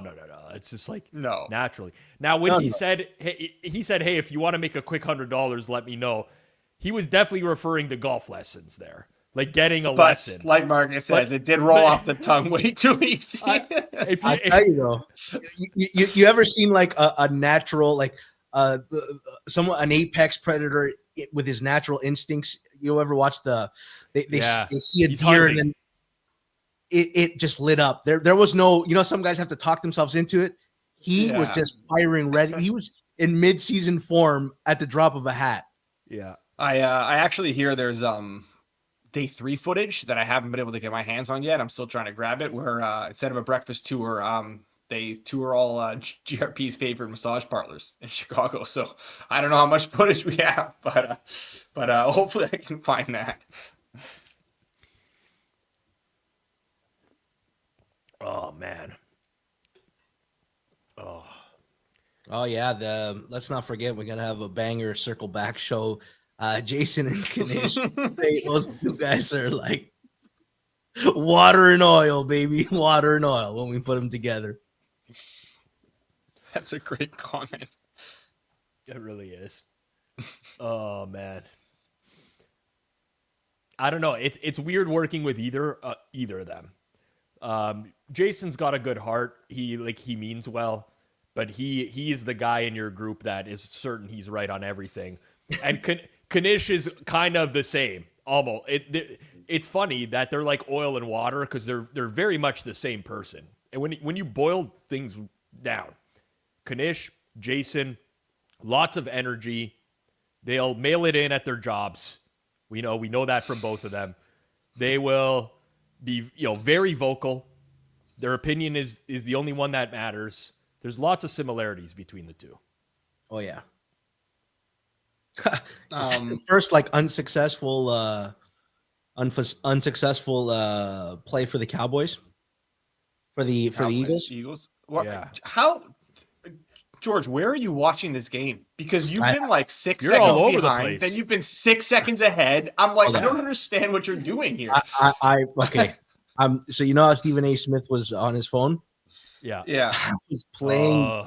I'm watching the U.S. Open while I'm working, and it's moved to the game, and it's faster. I'm gonna get off it. I don't want to spoil.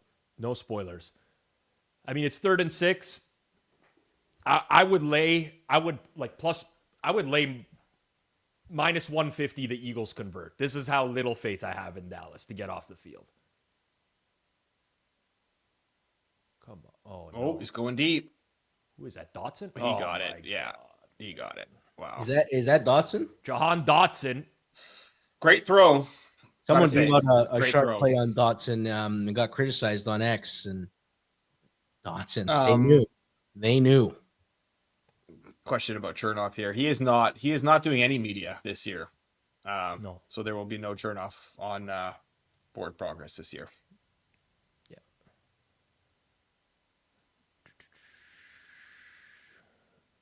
Oh, That's Saquon. it, Barkley. That's it. Put it on the ground. Hello. I mean, he was about to get blasted. I'm watching 3 defenders and no blockers in front of him. I know. I'm invested in the U.S. Open. There. I'm invested in the U.S. Open because I'm on a Naomi Osaka futures. Yep. Okay. So you want Sabalenka to lose? Yeah, Yes. but don't say no. You can't say no if you have Osaka futures. So God, Osaka has, like if she makes the quarterfinals and on, she's never lost in a major. And I love the coming back from having a baby and everyone's not sure if she has it. And then the last tournament she looked good. And it's like, okay, it's time to click her for the U.S. Open. Mm-hmm.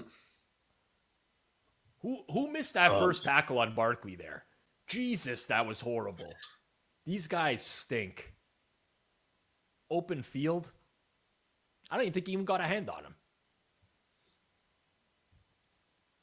Guys, I'm not in good spirits right now. It's bad. You you guys are going to struggle to you look like you're poorly tackling. You're going to have trouble with teams that can carve underneath and through the middle. Like if Philly gets a touchdown here, it's like we almost played such a great first half offensively, going to be down at the half. And they get the ball. And they get the ball. Yeah. Yeah, it's the double, right? It's the end the half of the touchdown, start the second half of the touchdown. You're like, how did Dallas fall behind? There's a first down. All right, Rob, give me a percentage here, okay? You got Survivor, you got Cowboys. Where's your give me a a range ratio of where you're cheering for? I mostly have Denver. Well, I listen. I don't know yet. No. I'm talking about this game.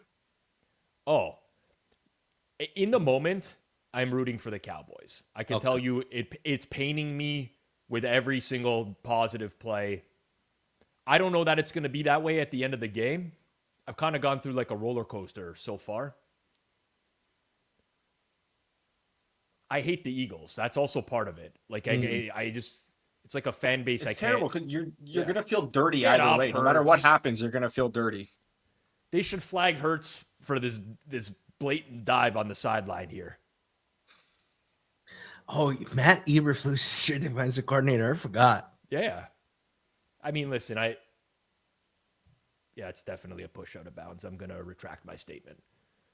Definitely should have been flagged with certainty.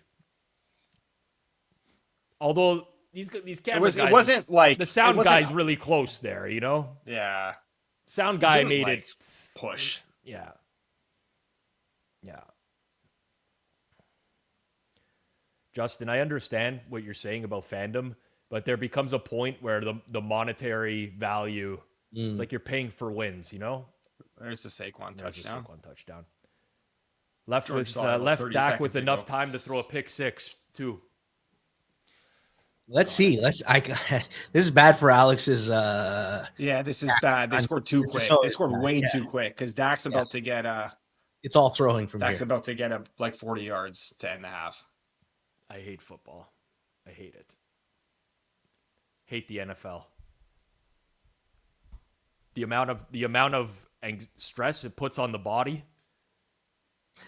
I'm born in 1986. I look like I'm born in 1968 because of these games. Okay, is there this is a thing for me. You know, the first Sunday after the Super Bowl? Yep. And you realize how much more time you have in the week to do stuff because a whole day's been on. When you are living in a football cycle, everything has to be done before Sunday. Like Sunday's not a thing. It's not an option for anything. Yeah. Yeah. Saturdays are arguably not an option as well. Yeah. With college football on. I mean, I've never locked in for college football like that. Yeah. My wife said to me the other day, like she now realized it's September. And she's like, I hate September because the amount of time I've already spent like at the desk all day. Yeah. You know, what's going on tonight? It's like, oh, it's a football game. She's like, are we doing something tomorrow night? I'm like, I don't know. There's a football game, you know, like Friday. Yeah. I'm like, there's a football game. It's just the way it's going to work. Yeah. Jag, this kind of feels Dallas and Bengals are both going to have to win in a shootout every game. It really feels like that. Yeah. Yeah. I went to a concert on Wednesday. Total up to 63.5 now, too. Yeah. Rob, you'll never guess who just messaged me saying they're on a couple different live unders and still yet to be a punt in the game, and they're in shambles. Who do you think messaged me that they're on? Who do you think it would be? That it's just the mush of all mushes. Matt Albert. It is Matt Albert. Yeah. Matt Albert, I got to tell you, I mean, I don't think he actually hits at 10%, but in the lifetime of plays he sent me, he's got to be right around there. The message he sent me yesterday was like just peak Albert. He said, I am never betting Eurobasket again. The bets I haven't made in the last week are 18-3. Bets I have made are 4-14. So I'm like that's just how Albert runs. I mean, that's it. There is at least one person, I think, in every bettor's life that they know that just runs bad. Like they're just like, you just don't want to be associated with them in any, like when they tell you they're on the same play as you, you're like, no, this like you actually consider buying out of the play, right? Like, it's that bad. Albert for sure is he's the online version that I know of that person. And I have a good friend, Jerry, that is the exact same way. Hold on. Yeah. Who is that in our group chat on Forward Progress? Who's the guy when they say something, they're like, here we go. Yeah, you know what? I don't know that I have one. Like, even if Geoff is probably the most wreck of any of our creators. No, I'm talking like, not that they're on the play. They're like, we're all on the play already, and they'll be like, yeah, looking really good, and it's like injury, and it's like that's the Moretto mush, right? Moretto Well, did that. I did injury that with the Mac Jones safety. Yeah. But I Moretto wouldn't did call this- that mushing it. I would just say that I'm a visionary and I just saw that coming from a mile the away. Raiders. You knew that was coming. Yeah, You knew that safety was coming. I already knew it. Yeah. Yeah. It's the best. It happens once, and you get that reputation because no one will ever not remember that. Yeah. You know what? I didn't remember until you said that, but that was definitely. I remember Eager gave out best bet. Like we're all on it. Yep. We're everybody. I think Eager just responded, "Stop." Stop. The second I said it. That was a bottom 5 moment in the history of the Hammer. Like we a almost lot of people lost a lot of money on that game. We almost went under as a business at one point, and this is still, I think, worse. I think this is actually worse than that. Oh my God, man! Turpin really sold the return, and just to give Dak a little bit. Yes, there we go. There's a flag. Come on, they can't come. Let him move without Dak passing yards. That's all right. That's the dream. Yeah, that is the dream. Let's pick up a 78-yard pass interference right now. Yeah, get him down to the 1. I forgot what Albert's sign-off was in his guest appearance, but I remember. Oh my God, I don't remember either, but I just remember booking him for the watch-along, and everyone in the chat was just into the fourth quarter, just roasting him. Like, never have that guy on again, please. It was just, I was like, okay, I guess that's the last time Albert's coming on. Oh, man. Yeah, I think like weeks later, people were still talking about that appearance. Did I do that one? You did that one. It was you and Albert. Yeah. Yeah. Like, I don't even remember that. Did you ever book him again? Do you remember Alex? No, I never booked him again. Do you remember Alex Marvez, the beat writer for Miami? He's good friends with Tony Khan, who owns AEW, and their debut show, Marvez is doing commentary, and it's widely panned as one of the worst appearances ever. He's never, he didn't do it again. And they're like, oh, we're just friends. I was doing him a favor for the one-off. It's like, no. That was it. The debut was so bad, they never trusted you again. Who are the worst watch-along guests we've ever had? Albert turned me into a You probably hit about 85% if you faded his picks. Holy shit, he was such a fade, man. It was good, though. He's good. He was good for... I'm talking about him in the past tense like he's dead, but he's still around. But he's talk shit about Albert, but I love Albert, man. Yeah, Albert's my guy. He's great for morale. Like, he's so good for morale. Can't even tell you. He's just like such a glue guy. You can't really picture it, but Zilbert was terrible. That was one of my favorite ones to do. That's tough crowd. Tough crowd. So actually, I could see. I don't remember these clearly enough. Like, we used to have Fezzik on the watch-alongs. We had like 3 or 4. Oh yeah. One of them was we had one where we doubled up. We tried to do the Circles Off Part 2 where we had Fezzik and Johnny on for a quarter. I don't know if you remember that. It didn't get heated though. No. Hitman fourth quarter is the best. That's why he's going to be on every fourth quarter. Yeah, he'll be on every fourth quarter. It's really so good. Yeah. It's.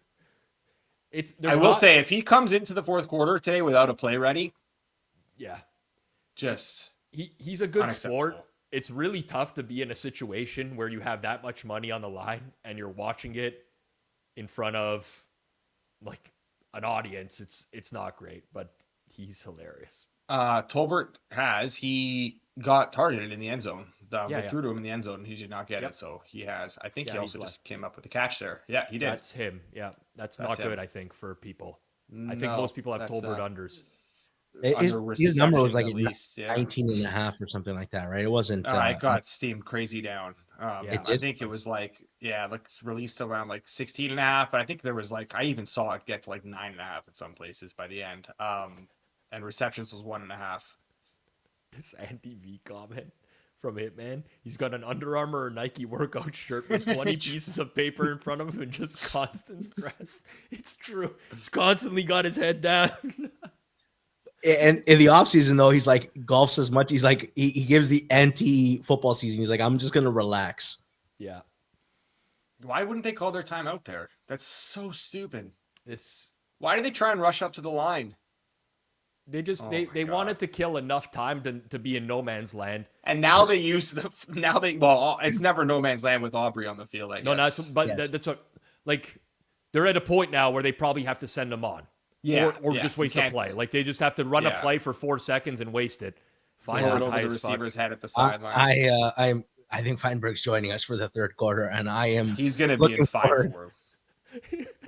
First game of the year, he is celebrating. Kids back to school. Yeah, he's still buzzing from that trip to Chicago. Chargers tomorrow too. Like, Fienberg's going to be in rare form today. Yeah. Oh yeah. Oh man. Oh, they put the clock back up to 15, eh?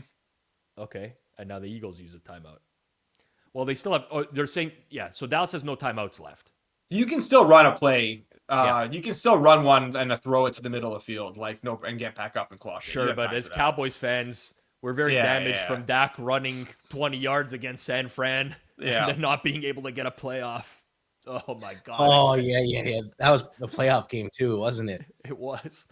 They couldn't hand the ball to the ref. That was horrific. Oh my god, man.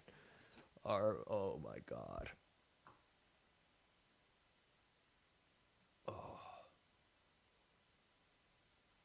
Okay. Yeah, this was a bad drive. Bad drive for Dak passing under.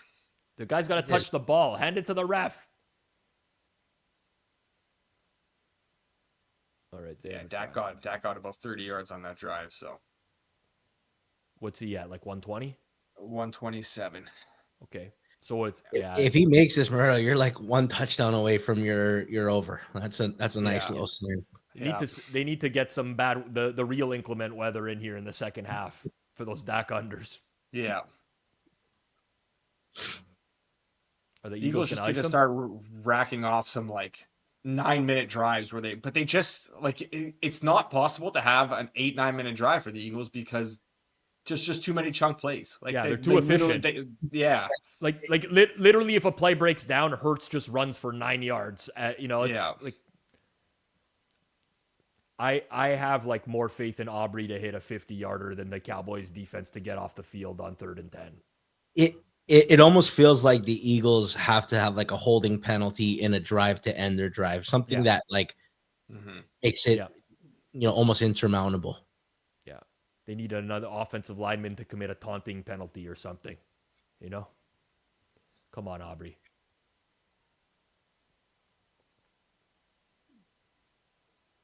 Okay. Yeah. All right. Money.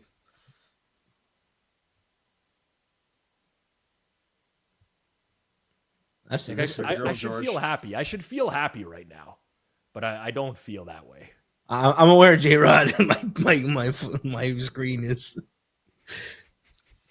no punts in this game. Good thing we haven't locked in any punt parlays here. I want to see some. I want to see some halftime lines. I want to see what we can cook up here. Yeah, I agree. Let's get it cooking. Oh man. I'll pull it up when the second half line's posted. Yep. Rob, which game are you looking forward to the most Sunday, other than Baltimore Buffalo, which we're all definitely looking forward to? Probably Detroit Green Bay.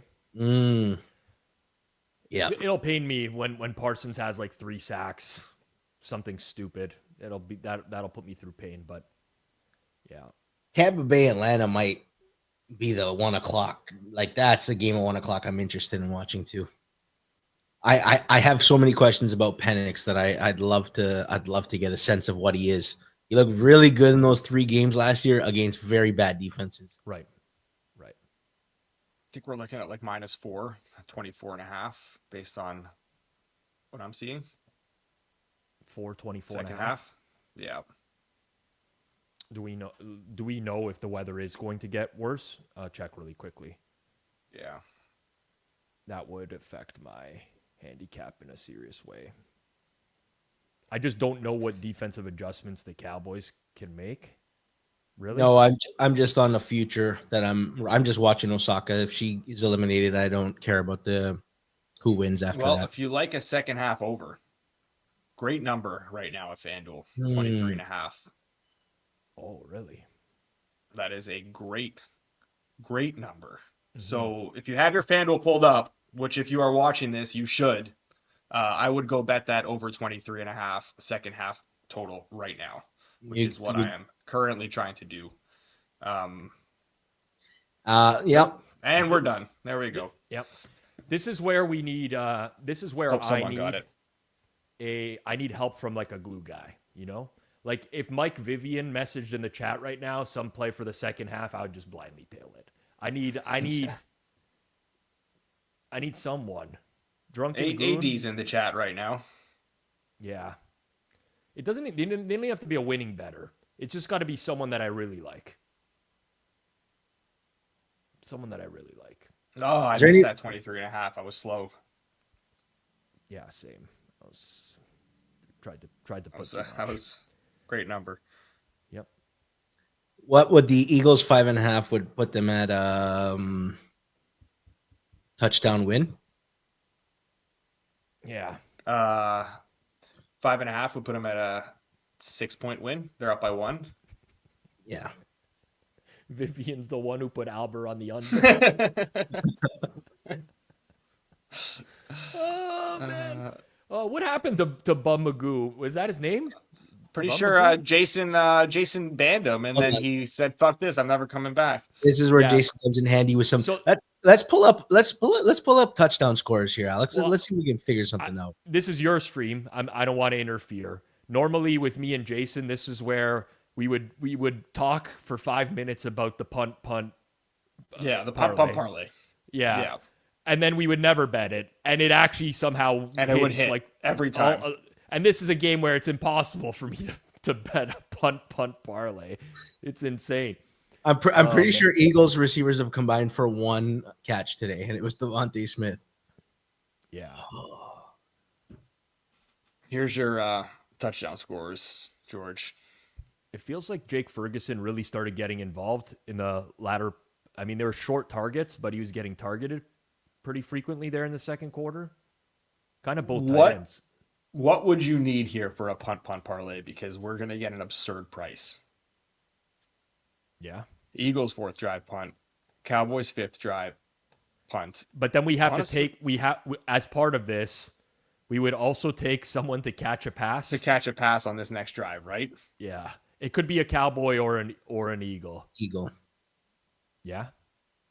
You don't think the Eagle? Well, so if the Eagles get the ball and punt, who's most likely to catch a pass for the Cowboys in a scenario where they're down 1? Be probably like a running back, no? Cowboys catch a pass, a running back? Yeah. Miles Sanders is the only one who's been targeted as the running back. Yeah. But he's been coming on like Javonte's gassed. I know. Javonte hasn't got a target out of the backfield, right? Not that I remember. No. Oh, Bung Magoo's back. Sorry, Bung. Apologies there. Catching shade for nothing. I called him Bum Magoo. B-U. Somebody typed that in the chat. I just forgot his name. What do we got here, Alex? We need the Devontae Smith stuff looks not good. Not good. The Dak stuff looks not good. Not good. Javonte Williams stuff looks good. Yeah. SGP does not look good. Well, the yet. Dak stuff is okay. What is he at? What is he at? 127. 127. Oh, okay. That's not like they've had a couple PIs that have moved the ball. A lot of PIs. A lot of PI. Yeah. Yeah. We got Eagles live -7.5, -102. Yeah.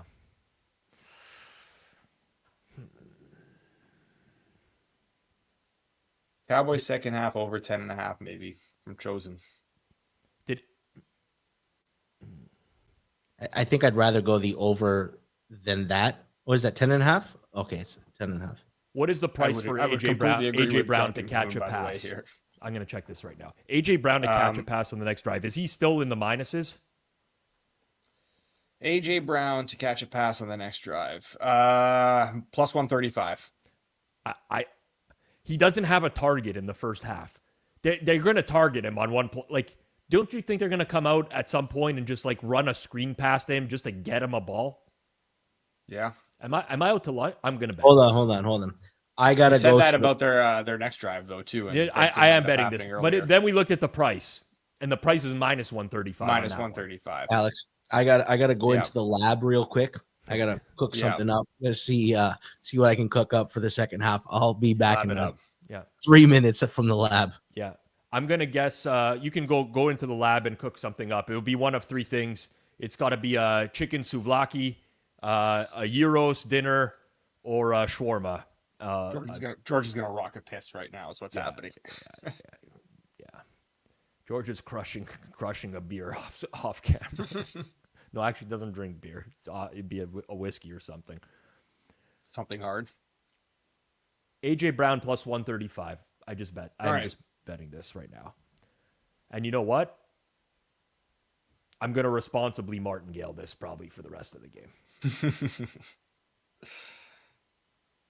If AJ Brown doesn't catch a pass tonight, then so be it. But at some point they're targeting this guy. They're targeting him. All right. First drive out of the half. AJ Brown to catch a pass. What state do you think Fienberg's going to be in when he comes on here for the third quarter? I think he'll be. I mean, I don't know. It's first night of the year, but it's a Thursday, and these are not teams that would get him excited. There's no one in the AFC involved here. I think he'll be maybe a 4 out of 10. Won't be his sauciest performance, but that's what it's going to be. Yeah, I'm excited. I want to get his takes on the Brazil game tomorrow night. Yeah. Oh yeah. He's going to pretend like it's only week 1. Yeah, whatever. I love how he undersells the importance of these games. Oh yeah. Yeah. It's not like it's a divisional game. It doesn't matter. You know what? I'm actually gonna tail this as well. The Brown 2+. I might as well. I think that I wasn't able to cook anything up in the lab. I did run into Alex Caruso. He said things have been tough, but he's putting in extra time and said he's gonna have some bangers for everybody tomorrow. So be on the lookout for those. Oh man. I like this comment. Sorry. Go ahead. Is George Pickens crashing out right now? Who's having a bigger crash out right now? AJ Brown or George Pickens? What are you talking about? Pickens has got a lot of targets. George Pickens got 3 targets. That's more than 75% of his games, and he's fucking loving life right now. They're all 3 targets in a half. They're all 4-yard throws and everything underneath. No, he had that downfield one where he drew the PI. Yeah, I'm saying he didn't get it. His stats actually, that's technically a 4th target. It won't count as a target. Yeah, because of the penalty. But he was also targeted in the end zone too on the 3rd down. He was. This is he's in heaven right now. The guy never saw the ball in Pittsburgh. Goon, remember how slippery that game was in Sao Paulo last year? Yeah, I do. That was also the game that Jordan Love got hurt in that game. Yeah. And then doesn't the NFL always say it's better this year and we're not going to have this issue? And then the narrative always comes back that just get out of this game healthy. Yeah. Oh man, I need to get out of this game healthy too. I can't be inebriated tonight. For night 1, it's bad. It's too early. Man, my power went out earlier today. I was freaking out. What timing too, eh? I know. I'd just taken a couple tokes. Just feeling pretty relaxed. Thought you got something a little funny. It teased and came back on very, very briefly and then went out again. And then I realized I'm I won't even be able to get the car out of the garage if I need to later on. If I have to go somewhere for the game in an hour, I won't be able to. No soups at all this season because we moved offices and the soup place isn't right next door anymore. That doesn't mean no soups. Come on. That doesn't mean no soups. There's a sandwich place that Rob, every time when he's thinking about grabbing food down there, he's like, this place is pretty good. I've heard that line maybe 8-9 times now. Yeah, it's solid. They got a Cajun chicken sandwich there, so it's that. But it's weird that somebody mentioned that. I literally got invited to an event called Souptember today, which is one of my friends is hosting at the end of September. It's way too early for soup. I told him, I'm like, this is a really dumb idea. He's like, well, it's from summer into fall, so we're doing a soup day. Everybody's got to bring a soup. I like the idea, but wrong time of year. Should be like February. Should be the Super Bowl. SOUPER, you know? Did you hear Goodell's comments about like thinking about pushing the season a little longer to run into, I think we call it Family Day here. There it's President's Day. Yeah, we can't do that. I mean, I love the NFL, but I'm wants exhausted by the end of the year. He wants to add extending these regular seasons, man. All these leagues, it's just too much. Yeah. Too much NHL money. just did the same thing. It's how much more money will they get from one extra game? It's a lot.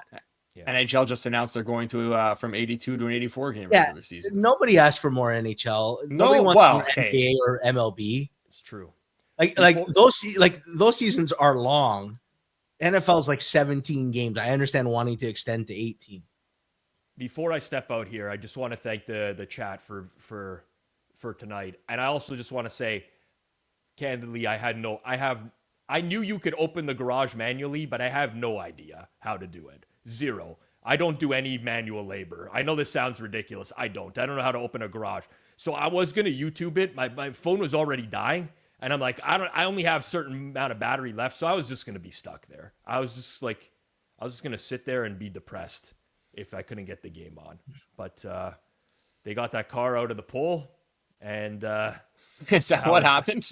It said that's what it said on the website. I was checking the outage times nonstop, and it literally said like vehicular incident or something like that.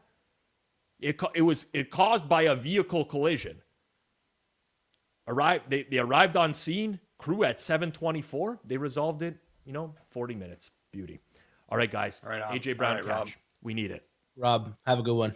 Yeah. By the way, just if you're gonna bet the AJ Brown catch every drive, bet it responsibly. Don't actually.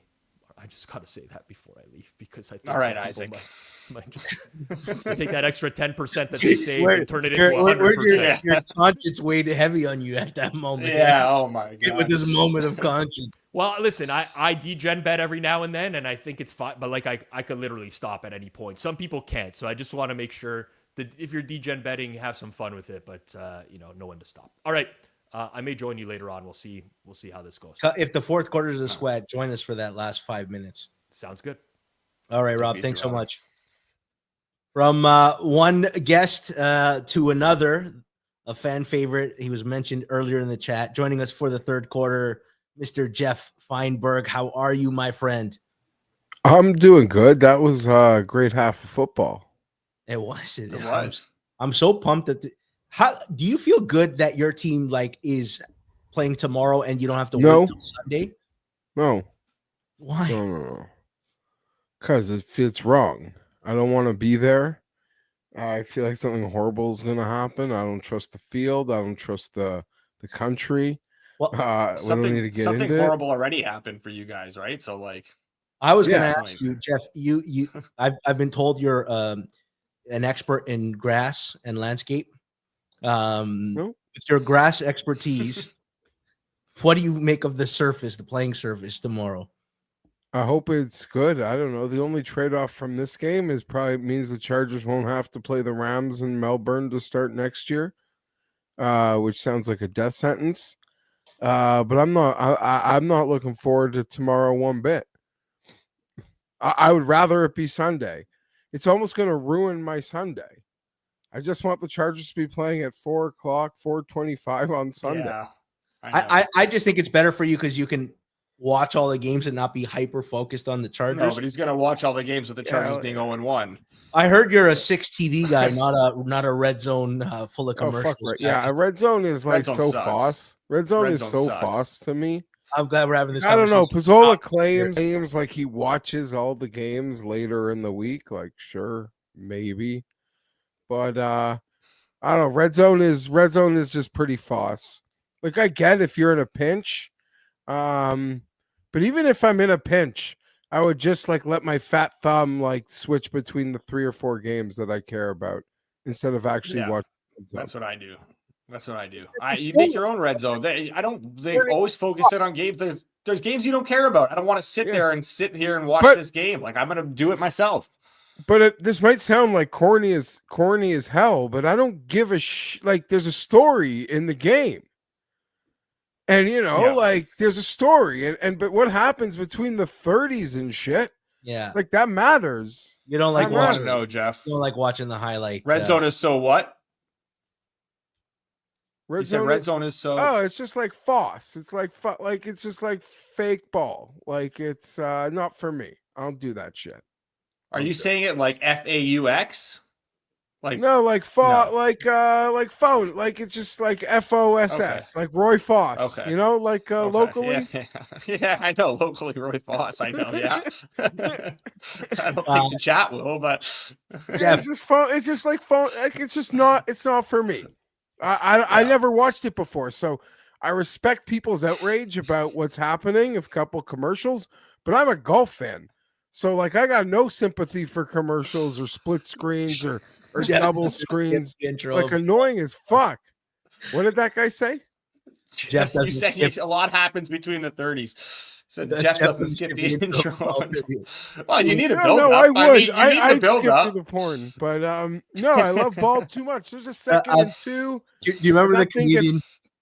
You remember the comedian Ralphie May? He's a chubby guy, right? Yeah. One of the best jokes I ever heard in a roast session is Ralphie guy's the only guy to watch a porno and get excited when the pizza guy shows up. No, that's a fantastic. I don't know. I just like to, there's things that happen that like Cripple Drive that set the stage for why they're in the red zone. And yeah, I completely I don't know. You. I'm not saying it like helps my betting. It's just like I love ball.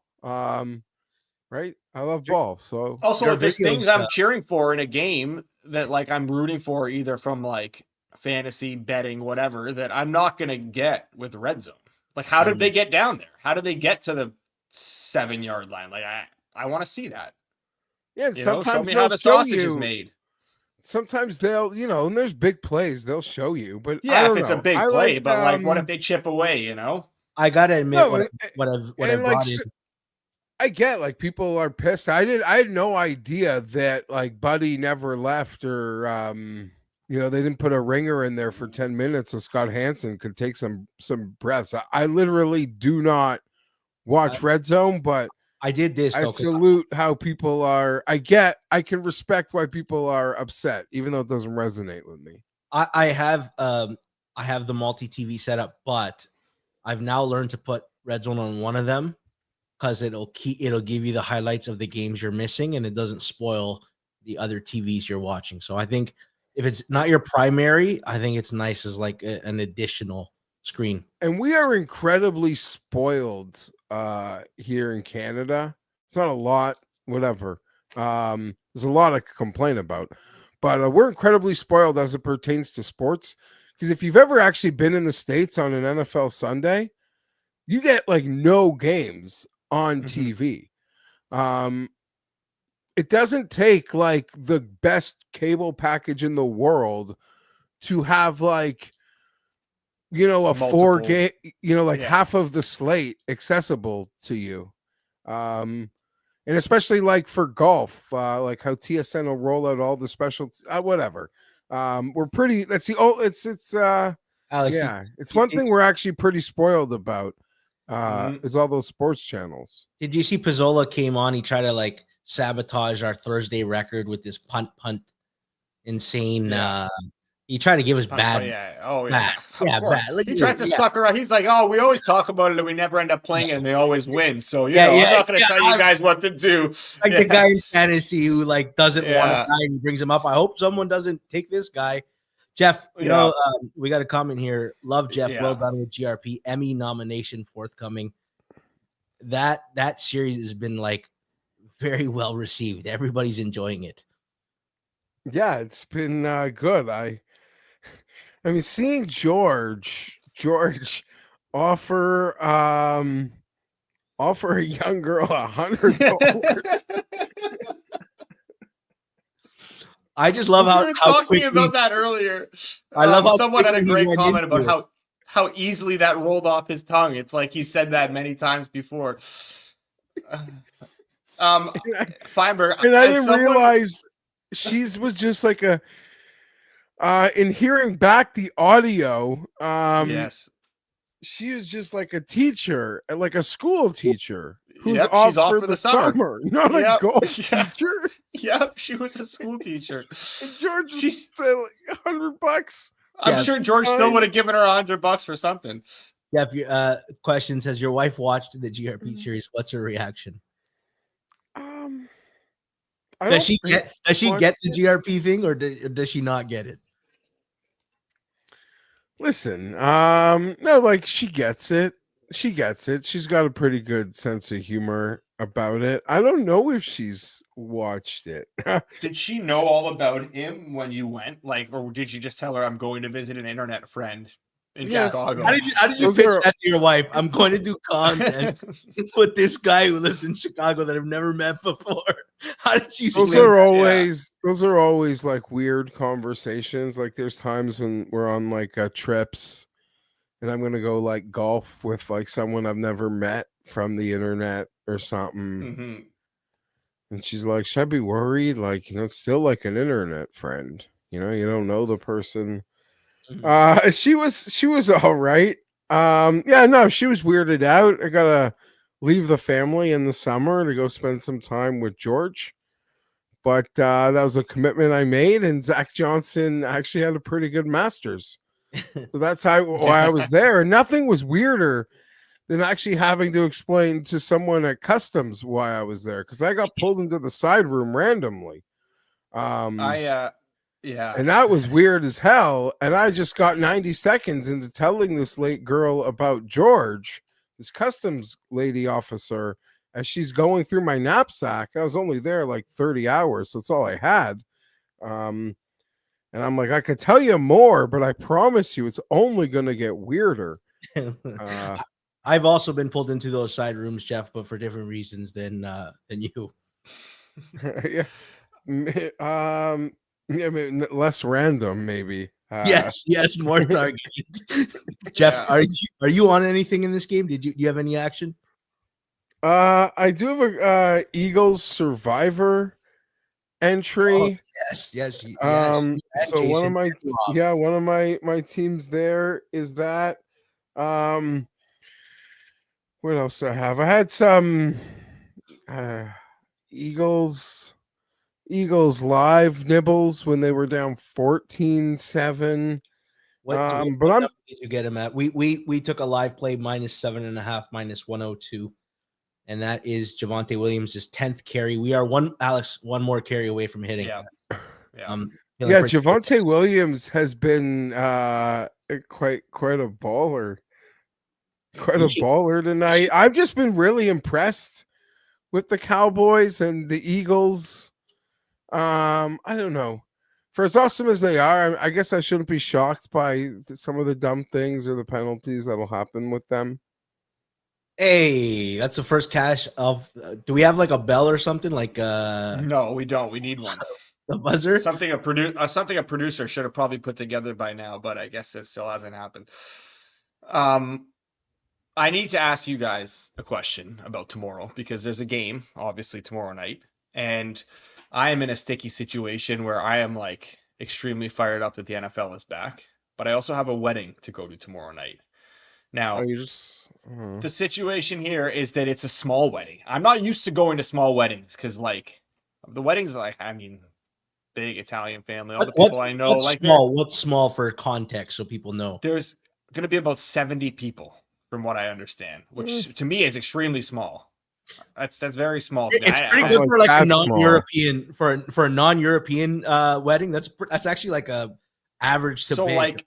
That feels intimate to me. Like, what's the situation going to be like I'm only going to know like 3 people there, like not including the bride.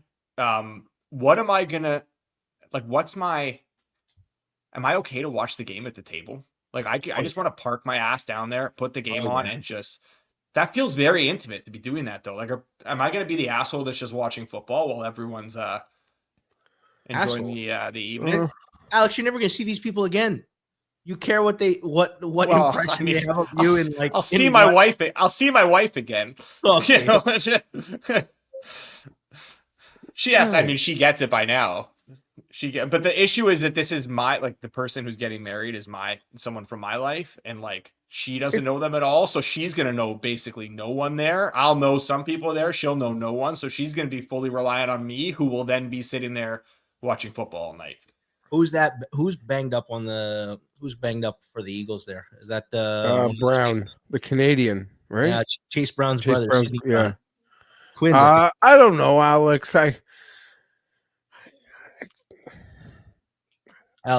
once obviously like you could have the game out, like watch it as much as you want, but I don't know, like it's a week to Friday, like I don't know, like you're lucky it's not like a Sunday wedding. Jeff, I wouldn't go. If it was a Sunday, I wouldn't go. Jeff, you're anti-watching it? You're anti-watching it? No, I said he can watch it, like he can watch it, but like I don't know, like having to watch like every play of like the second quarter is also like probably unnecessary. So this is the thing. If it's someone from your life, I would say it's a little messed up to just watch the game. It's someone from my life. But you have the equity. Someone from my life who I'm also like, I'm somewhat shocked that I'm invited to this wedding. Especially when I found out there were 70 people. Like someone who I like will see like once every like 2 years and basically talk to like once every year. Like I was friends with them in high school. Like we were friends in high school. I'm not saying you shouldn't watch the wedding. Do not hang out anymore. I'm just saying like the exact script of tomorrow's game. And I'm not saying that like a conspiracy theorist. I'm saying that as someone that's watched Mahomes and the Chargers like 100 times. There's like one of three ways this game plays out. It's with the Chiefs winning all of them. It's just a matter if it's like by 3 or by 7 or like by 10, right? Like it's really, that's it. And Mahomes, just close your eyes. It's 3rd and 6. It's a big moment. Chargers can maybe win the game and they will not make the stop. Like I'm not saying that as like the conspiracy theorist, like it's rigged. I'm saying exactly what the heck is about to happen tomorrow. We've seen lock, stock, and barrel. Alex, I live by 2 principles. Number 1 is if someone did it at your wedding, would you be offended? The answer is no. I would applaud. Okay. And the second one is if someone asks me to do a favor that I would never ask of them. So if someone asks me for an amount of money that I would never ask for them, or someone asked me to like drive them, help them move, and I would never ask them of them, then I don't do it. Because if I don't perceive it like we have that level of friendship, then that's my mentality. Is that Miles Sanders? Yeah, that's Miles. That was serious. 49 yards. Oh, that 23 and a half was nice. Baby.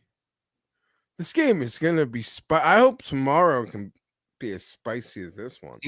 Are you more of an I hope tomorrow no one gets hurt, or just sitting at a table watching football all night? I'd say the latter. Yeah. So I wouldn't sit at the table and watch football all night. Like I would float like on you'd like have to do there's commercials. You're going to the bar. You're like, you know what I mean? You're like grab another drink, then go back. Yeah. I mean, the whole first half will predominantly happen during the meal. There will probably be speeches and stuff where I can just kind of like. Oh yeah, watching it during the speeches. Watching it during the speeches is different than watching it during the dancing. There's also levels of like where the wedding is at. I'm also like the worst part is that I'm gonna miss the best part of the game no matter what because my wife's gonna want to go home and I got my parents here watching my kid, so we're gonna have to get back at a reasonable time anyways, like before midnight, and like it's far from us. It's like an hour and a bit drive. So like on the radio, I mean, it'll be on like the AM dial. I'm pretty sure. Yeah, I mean, I got the. I'll drink it up. The game is where like, my wife will drive home, and I'll throw up the DAZN on the way home. What a dumb penalty by Pickens, like unnecessary. Is there anything worse when like there's a penalty that's not directly where the play is, or doesn't affect the play positively? No, nothing worse. The game's on YouTube tomorrow. I think it'll be like for free. Like you won't even need special YouTube. I don't know, but like outside of Yeah. I don't Does know that what mean that it's means not for, like, on TV here? Like no, I'm regular sure it's TV? still on regular TV. Yeah, for Canada at least, right? I don't know what But it would like be this like in the game could be States. blasted onto like the Google homepage tomorrow. Everyone will see the Chargers like Yeah. blow it. Oh, Jake Ferguson. What Come down with it. what did you give out on Ferguson in the SGP? Longest reception over 15.5. Ferguson was my first touchdown bet. That would have done the trick there. Yeah, I like in Canada, whenever in America that like these new channels and where can you find the games, the debate gets hot, and like in Canada we have the best broadcasting deal. It's like I tell you, we're pretty spoiled when it comes to actual like TV network deals are very good. Tentpole sports, but they're all like sort of expiring soonish, so we'll see how. Even like they always negotiate separate rights deals for the US and Canada. Yeah, and we always on the benefit of it. But like we also lose out in like some other ways in which like the Jays, like doesn't matter how good they are, they won't get on like Sunday Night Baseball or something because of like a deal. Yeah, because of like said deals like that per se.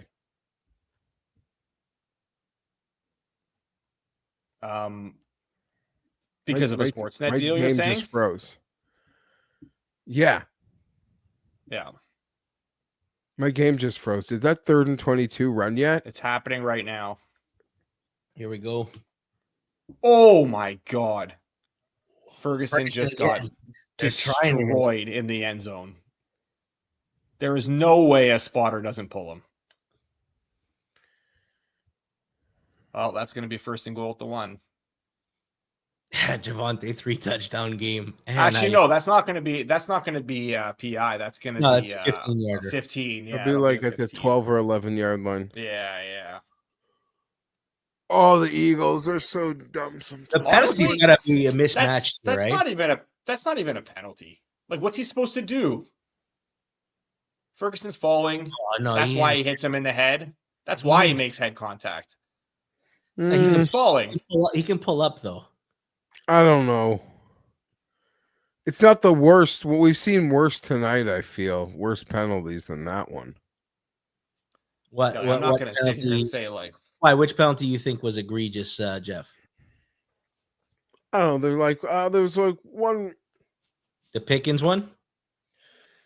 Wasn't there one on Dallas? Sorry, they're on the Eagles. They're not Jalen Carter, obviously, but they're enforcing like the new taunting rules or something. Oh yeah, the taunting where he stood over him.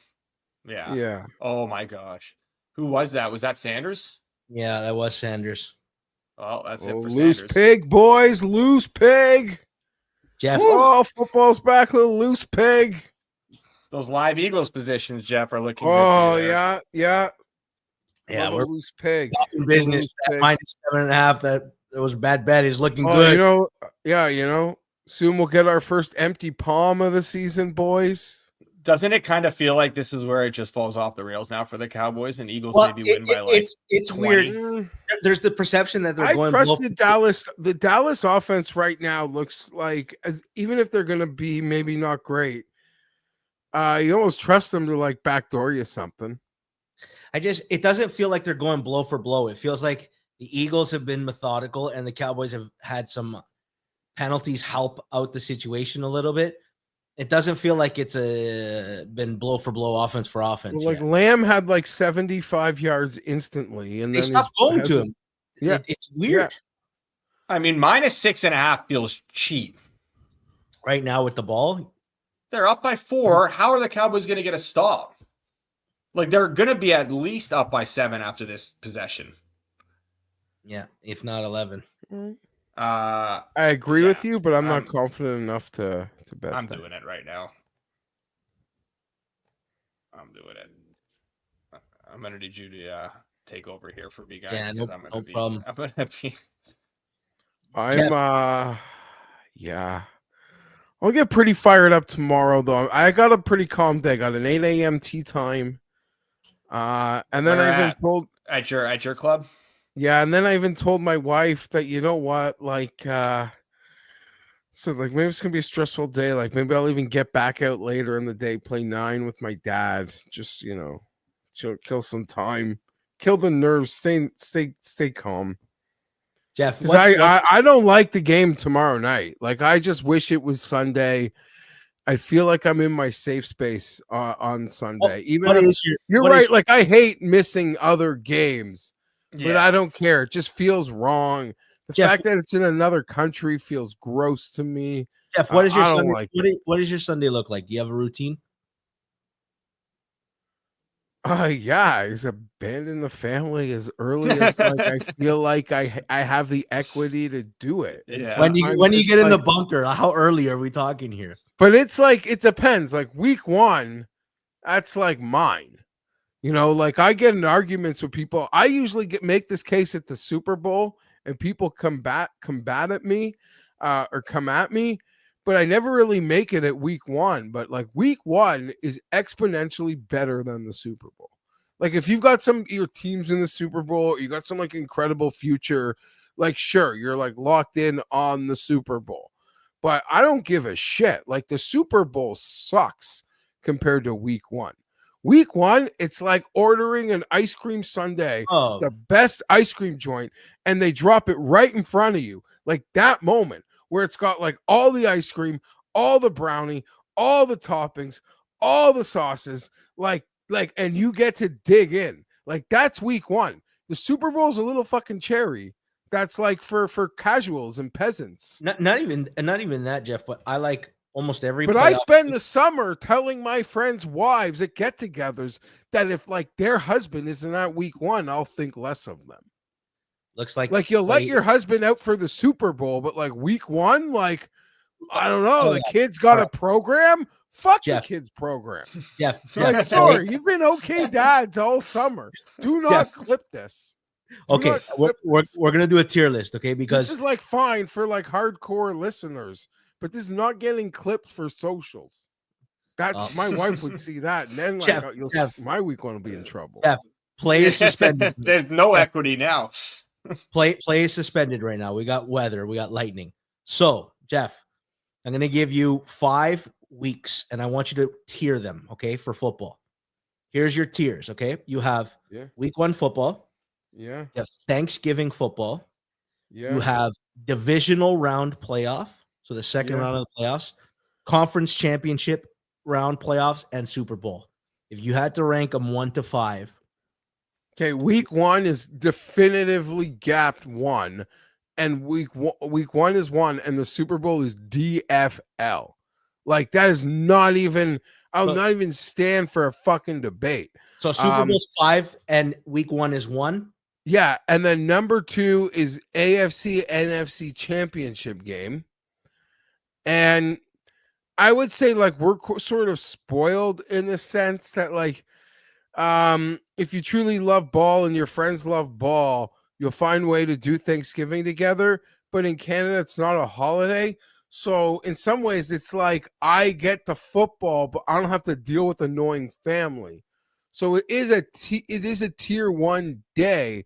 Like I'm watching that day with my friends. I don't have family obligations. I get why I'm like people in America that day. Well, it's great. Like you might be stuck in someone's house watching on some like fucking 22-inch TV that hasn't been updated in 32 years. And you're like, what the fuck am I doing here? And geez, those are but I'll say divisional spread out. Divisional Thanksgiving 4.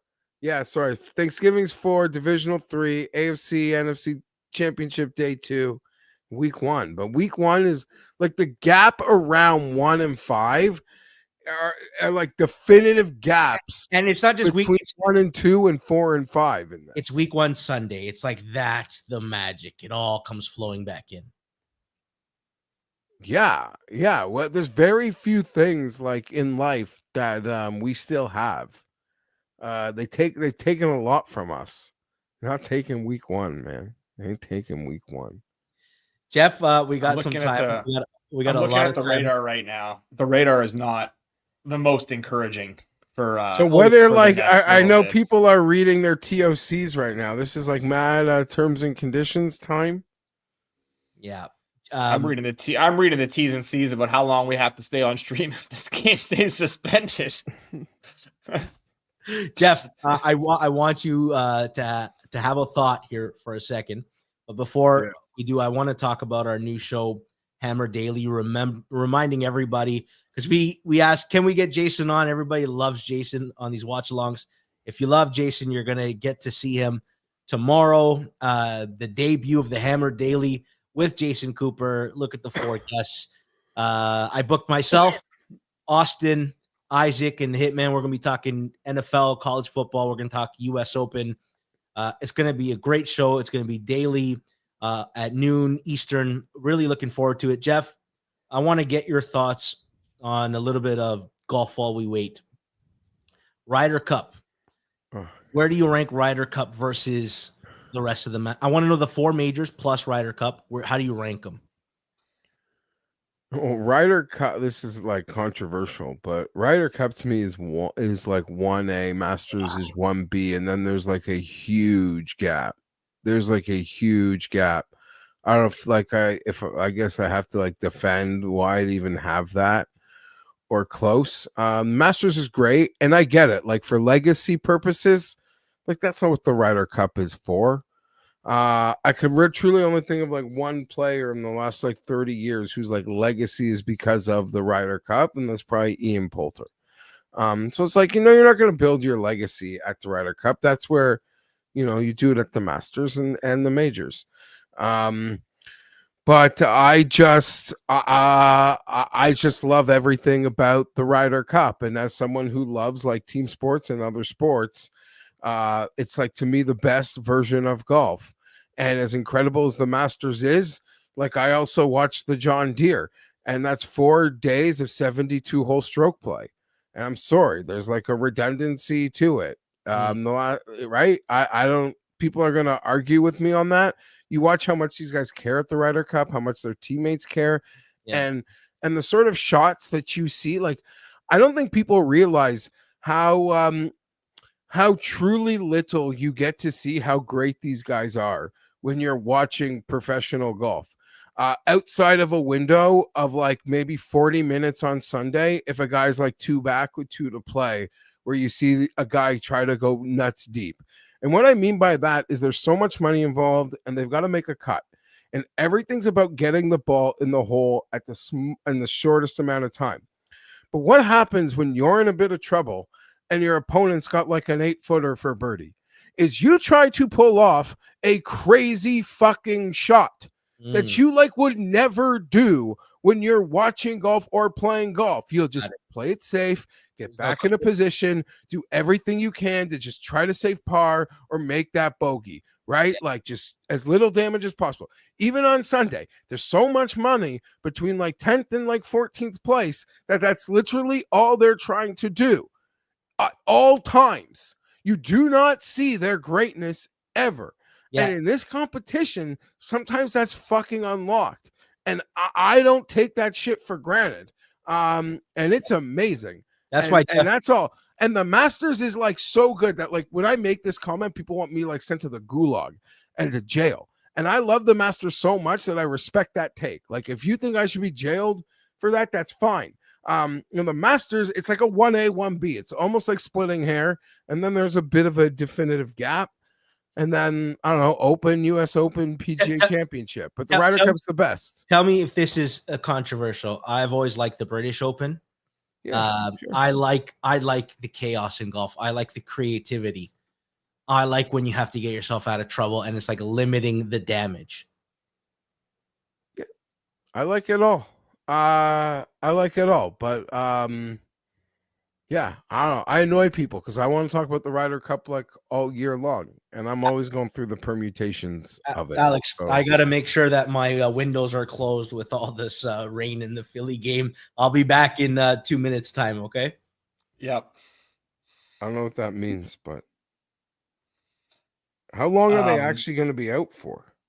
That's what I'm trying to find out here.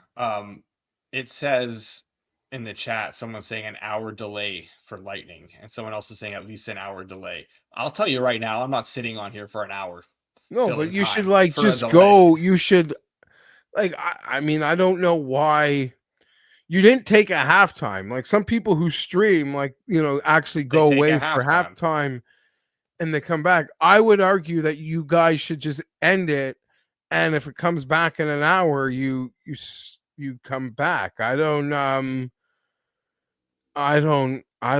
That would be. We're in like. I mean, maybe territory here. I don't know. They said it'll like clear up at 11:15. If it's not coming back and another anytime 20 soon. minutes for warm up. That is an hour from now. Not even from an hour from when they paused. Hey, even in golf, sometimes when there's long rain delays, they'll like leave and just play last year's. I don't think we can fully stop the stream because I don't think if we stop it, we can restart it. Because no, but can't you just put up I think we can just put yeah. Yeah, I don't know, and then just keep pumping out maybe a couple socials that like we'll be back when the game's coming back. I don't know what to tell you here. This is a pretty annoying sweat for people that got a lot on the line. This is annoying for me. I got an 8 a.m. tea time. I was hoping not to be up all night. I'm gonna be up with my kid pretty early. I mean, I don't want to have to. I don't want to have to go to bed at 1 a.m. right now. That's not ideal. This is not. It's gonna be. Oh, that's pretty much guaranteed. What was going on? They just fumbled, right? That was the last play? Yeah. And I had just live bet the Eagles. And now I almost wish I didn't. Now I don't even want to care about this game anymore. I don't know what to. This is a tough break. This is a very tough tell break. You. Are we getting some rain? Season. Are we getting rain tonight? Let me look. What would Pizzola do in this situation? Pizzola be thinking rain is good for his plants. I'll tell you right now, Geoff, I'm really happy I'm not in studio now tonight. If I had to drive from Liberty Village to Innisfil post weather delay, I'd be. What's the point? I might as well spend the night.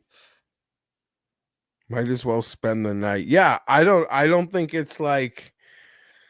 I don't think it's that crazy. I've seen streams like sort of just put up like and just disappear. I don't think that is that weird. No, I think that's what has to happen here. When George comes back, I think we're gonna wrap up for a little bit. And then if they do come back, we'll come back. I'm not sitting here for an hour talking about nothing. That's too bad. This has been a great game. Not gonna lie, most people are probably just gonna. It's true. Rob would sit there the whole time miserable, and then would he? I don't know that he would. Oh yeah, maybe that actually. Yeah, that might have been Rob. Delay. This isn't a minor delay. They've been calling for this sort of all like since almost. Yeah, well, they said the start was going to be. They said the start was going to be delayed, right? And that didn't end up happening. I almost wish it was just delayed at the start as opposed to mid third quarter. What is the like generic TOC on these? Like if nothing gets played, if the third quarter doesn't finish, for sure. Right? If they just like abandon the game, I can't imagine they're going to just abandon the game. I feel like the NFL will do everything they can to just stick it out and finish when they can. But if the game gets abandoned, all bets get abandoned. Like I don't think what's like the NFL, like the NFL won't, nothing goes final for the NFL. It's not like baseball where like if you finish 5 innings, you can just call the game final. Like if there's 162 games, no one cares. This is not like that here where it's like, okay, you can't tell the Cowboys you've played, 2.5 quarters. Tough luck, you're losing. That's an L. Doesn't work that way. For sportsbooks, 55 minutes. Everything would be refunded at this point, but I imagine they will finish the game. Yeah, what they hope to be playing at like 11:30. Is Yeah. that what it? Yeah. Is that what they said? Yeah. We got George back here. George, with the help of the chat and Geoff, we've come to the conclusion that we're going to have to just temporarily wrap this up. Put a screen up. It's a 11:30 restart, so we got some time on our hands here. You want to switch this to a U.S. Open watch along? You know that trick at work where you when you clock in, you go to the bathroom and you just sit on the toilet for a little bit and just hang out to kill some company time. That's what I was doing. I was watching the U.S. Open just now. Yeah, good for you. Give me an update. Naomi Osaka's looking pretty good. Okay. What do you want to do, Alex? I say we reconvene at about 11:25, a few minutes before start of the third quarter. Geoff, you're not expected to come back. Don't worry. Yeah, You don't have to come. I am. You don't have to come back and finish your third quarter duties. Yeah, I gotta finish. I gotta putt out. Yeah. My ball's on the 18th green. You're welcome to. You're welcome to. What did they say? Felt like that quarter was going pretty fast compared to the rest of the game. It was. Did they say we're back? We're back at 11:30. Is that what they said? Supposed to be. Around, I don't think they said specifically 11:30, but they mentioned I feel like what time the players will probably be coming out to warm up. Let's reconvene then. Look at that. We got oh my goodness. We got just the best social media manager in the world. He just sent us a beautiful asset that I can now upload into StreamYard here as an overlay. Wait till you guys see this. This is why we pay him the big bucks. Look at this. If it restarts tomorrow, Jalen Carter's allowed back in the game. Come on. Yeah. I love that. That's perfect. I thought it was gonna be like okay. Like Alex wants to go take a nap for an hour. We'll be back. I need a drink and a snack, and I need to stretch my back. I'm sitting on this bar stool right now. My back is going to be destroyed. And like I said, you guys didn't take off halftime, so I don't know how you can do this hour delay here. But I'm gonna get out now. You guys do what you're gonna do. Appreciate you coming on, Geoff. Yeah, hopefully the Chargers just battle tomorrow. No one gets hurt. That'll be Alex. Let's reconvene at 11:20, just 10 minutes before kickoff, before we continue again. Yeah, I will. Thanks, Geoff. Appreciate the chat.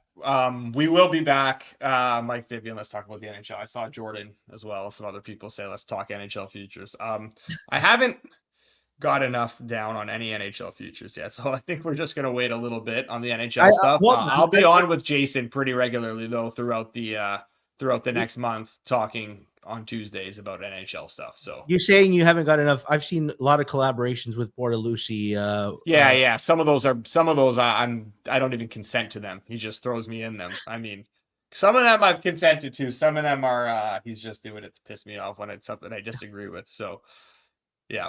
All right. I think we should wrap it up. This game is going to go into.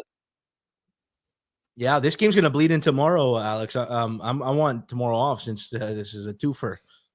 Yeah, apparently that's how things work around here, right? All right. We will be back 11:20, 10 minutes before we resume. We look forward to we'll send out a note on Twitter as well when we're going to be back from the Forward Progress HQ accounts when we're going to come back on. Appreciate you guys though, and we will be back soon.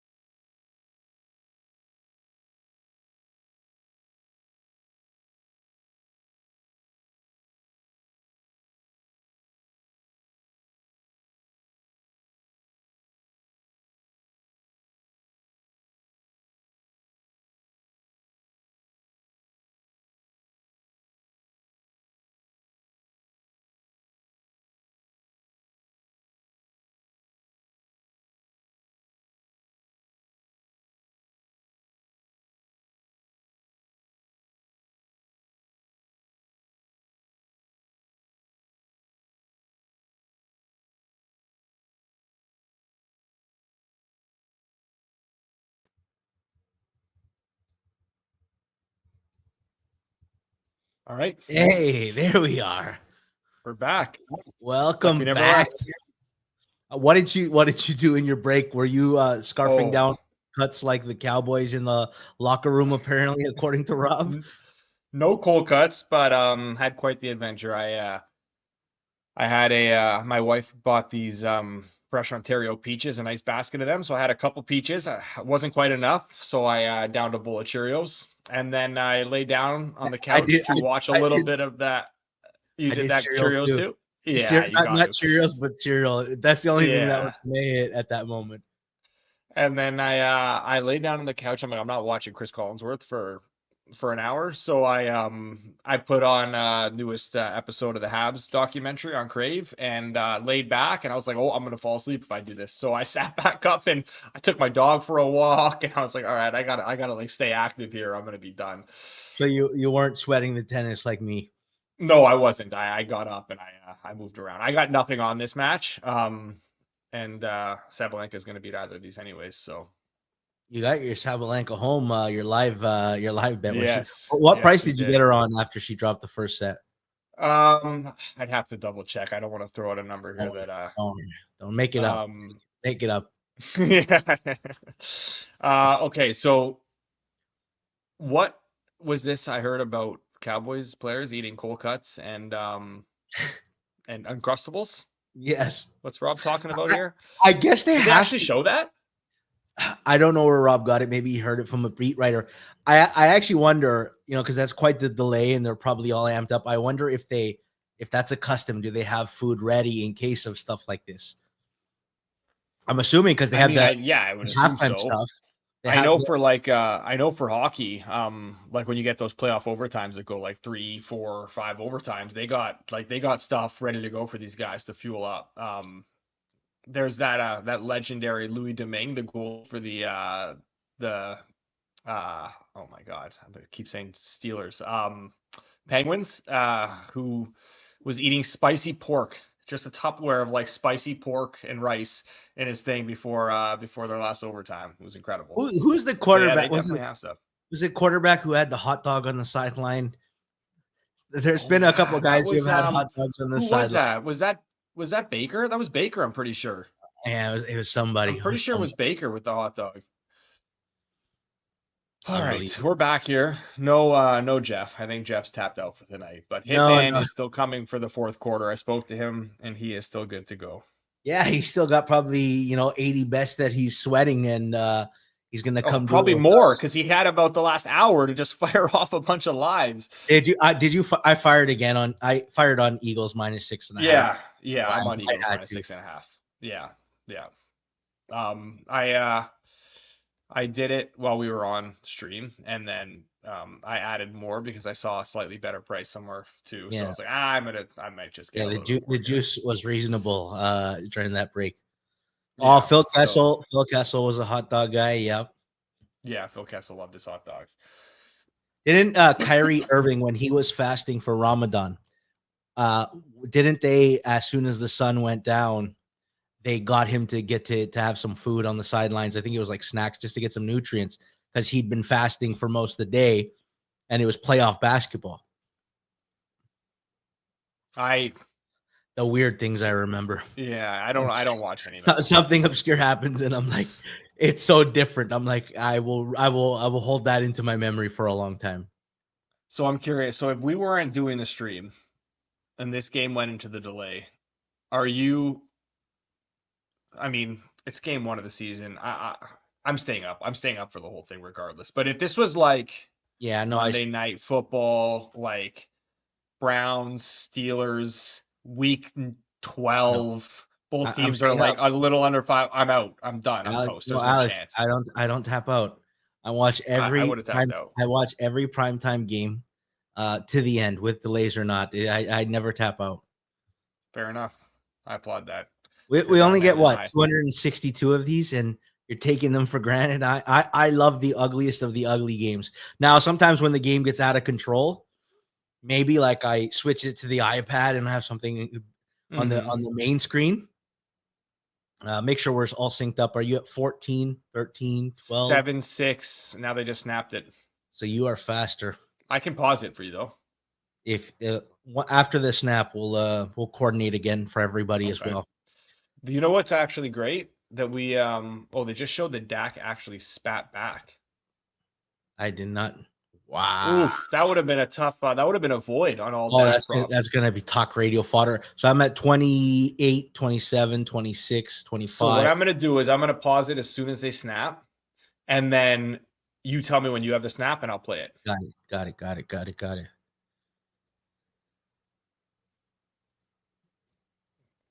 5. All Okay, right. pause it.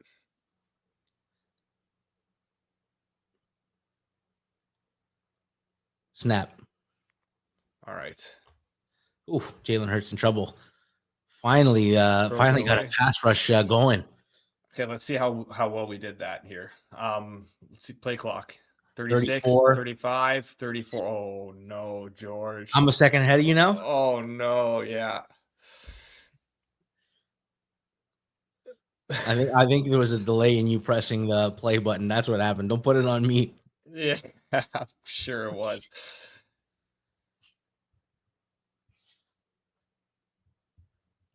Question for you in the chat there. Yeah, I'm seeing it. Like questions about Jaden Blue. Listen, he was a 5th round pick. So in training camp and around fantasy drafts, we get excited about all the 6th, 5th, and 7th round running backs, but it doesn't mean they're going to have a role on the team immediately. Devin Achane didn't start. He was a healthy scratch in week 1 of his NFL career, and then he became the Dolphins starting running back. So I wouldn't read too much into it right away. Terrible start to the restart here for our Eagles bets. Yes, absolutely. Terrible start. That's the one thing you're a little weary of. Like, are they going to come out sluggish? Right. Hopefully the Cowboys do, at least 2.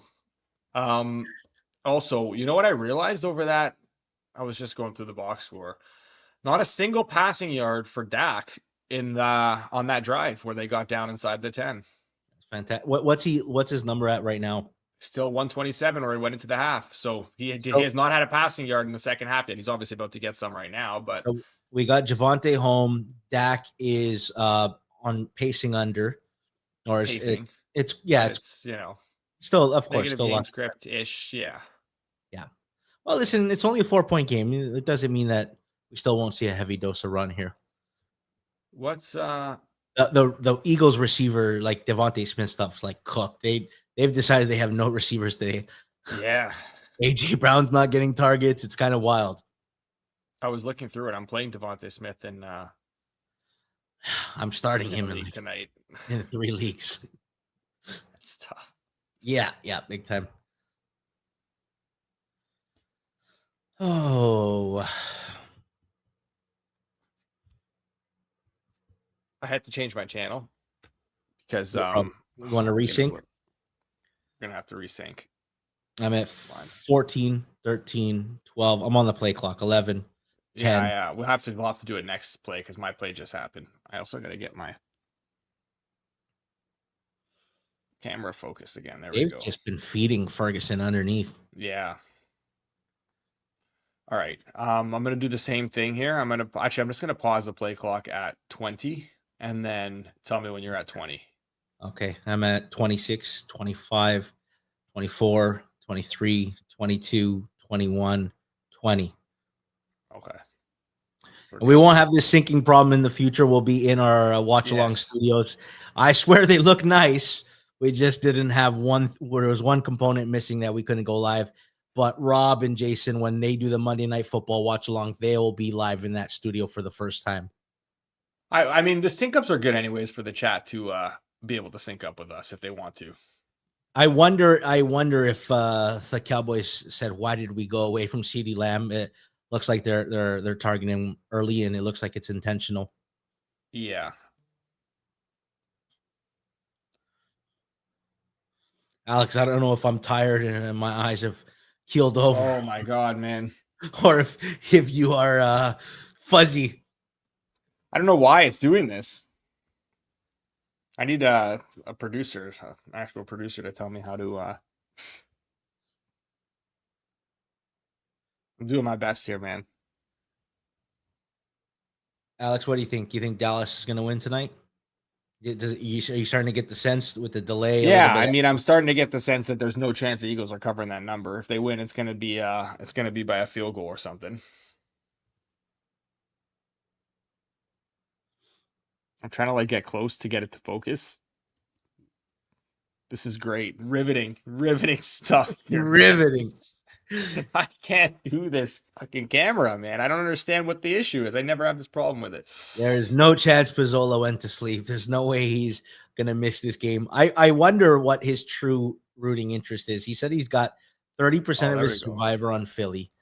Some negative passing yards for Dak. There we go. Okay. Oh, yeah.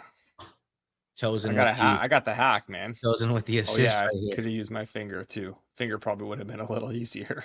Pizza Man is tweeting.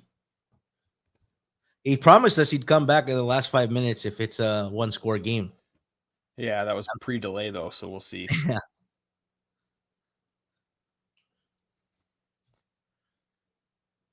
All right, end of the third quarter. Hitman will be joining us soon. Get your FanDuel screens ready because something tells me he's going to come in firing here. Yeah. Hitman likes to come in firing and he better. The stuff will move. So if you really want to get a live bet in, get your FanDuel screen ready. This, not to make this about my future of my tennis bet, but this Osaka and Anisimova game is so weird. They just keep breaking each other. It's like nothing's holding here. That's like Kanish's nightmare, right? That's what he was talking about. It's just break. Every point's the same. Like why he does was that his hot take? He doesn't like tennis at all. Watching it? His tweet was something about, and he said like something about like them breaking each other all the time too, which is like I love watching tennis. I love watching curling too. I love tennis. It's great, man. Tennis is great. Like I said, he's got no shortage of terrible takes. So I mean, it's not really a surprise. Let's bring the man in, and Alex, make sure you got the FanDuel screen ready as well. Joining us now for the fourth quarter, first game of the season, the man that you love watching sweat all his bets, Hitman. Welcome to the Thursday Night Football watch along. How are you doing, my friend? What's up? Where's Pizzola? I thought this was his big day with the Cowboys playing. But Pizzola does the Mondays now. He said he's really been like. Wow. Yeah, he's really. I did not. It shows how much I've been keeping up with everything. Wow. So only once a week, or does he do Sunday also? No, Sunday he does the with Clive, and he does the pizza buffet. Like he still has the best bet show. He's still all over the place. Okay. Yeah. Unfortunately for the audience, nothing live. I don't think I have anything. What's your read of this game, though, Hitman? Do you think does it feel like Philly might have been playing around a little too much with Dallas? I feel like subjectively, again, when you're live betting, it's very important to remember that the live algorithm for a lot of these places is based off the closing numbers. Now, of course, like there can be manual adjustments by some of the traders and everything. Like I'm sure as I'm just watching this play, I'm sure like a lot of sharper sites will like manually adjust based off stuff happening in the game. But for the most part, that's like a good rule of thumb is like, what am I watching that algorithm's not picking up on? And I feel like I feel like the closing line in this game, like if they were to replay this, what would the closing line be? The game closed 8, right? Yeah, it feels like it'd be 6.5.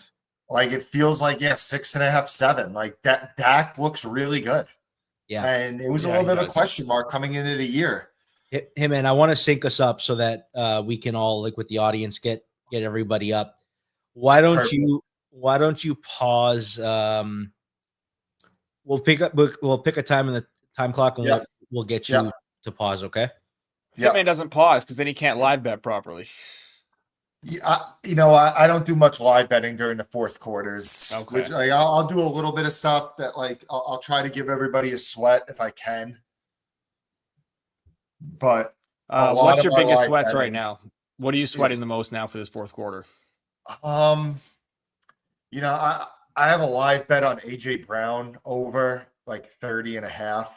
What That is was at halftime. What He happened? already had 0 at this point. The Eagles forgot they had receivers. I think that's looking bad. A lot of my handicap with that was the Eagles are big on like the squeaky wheel gets the grease a lot of times, and with 0 targets, like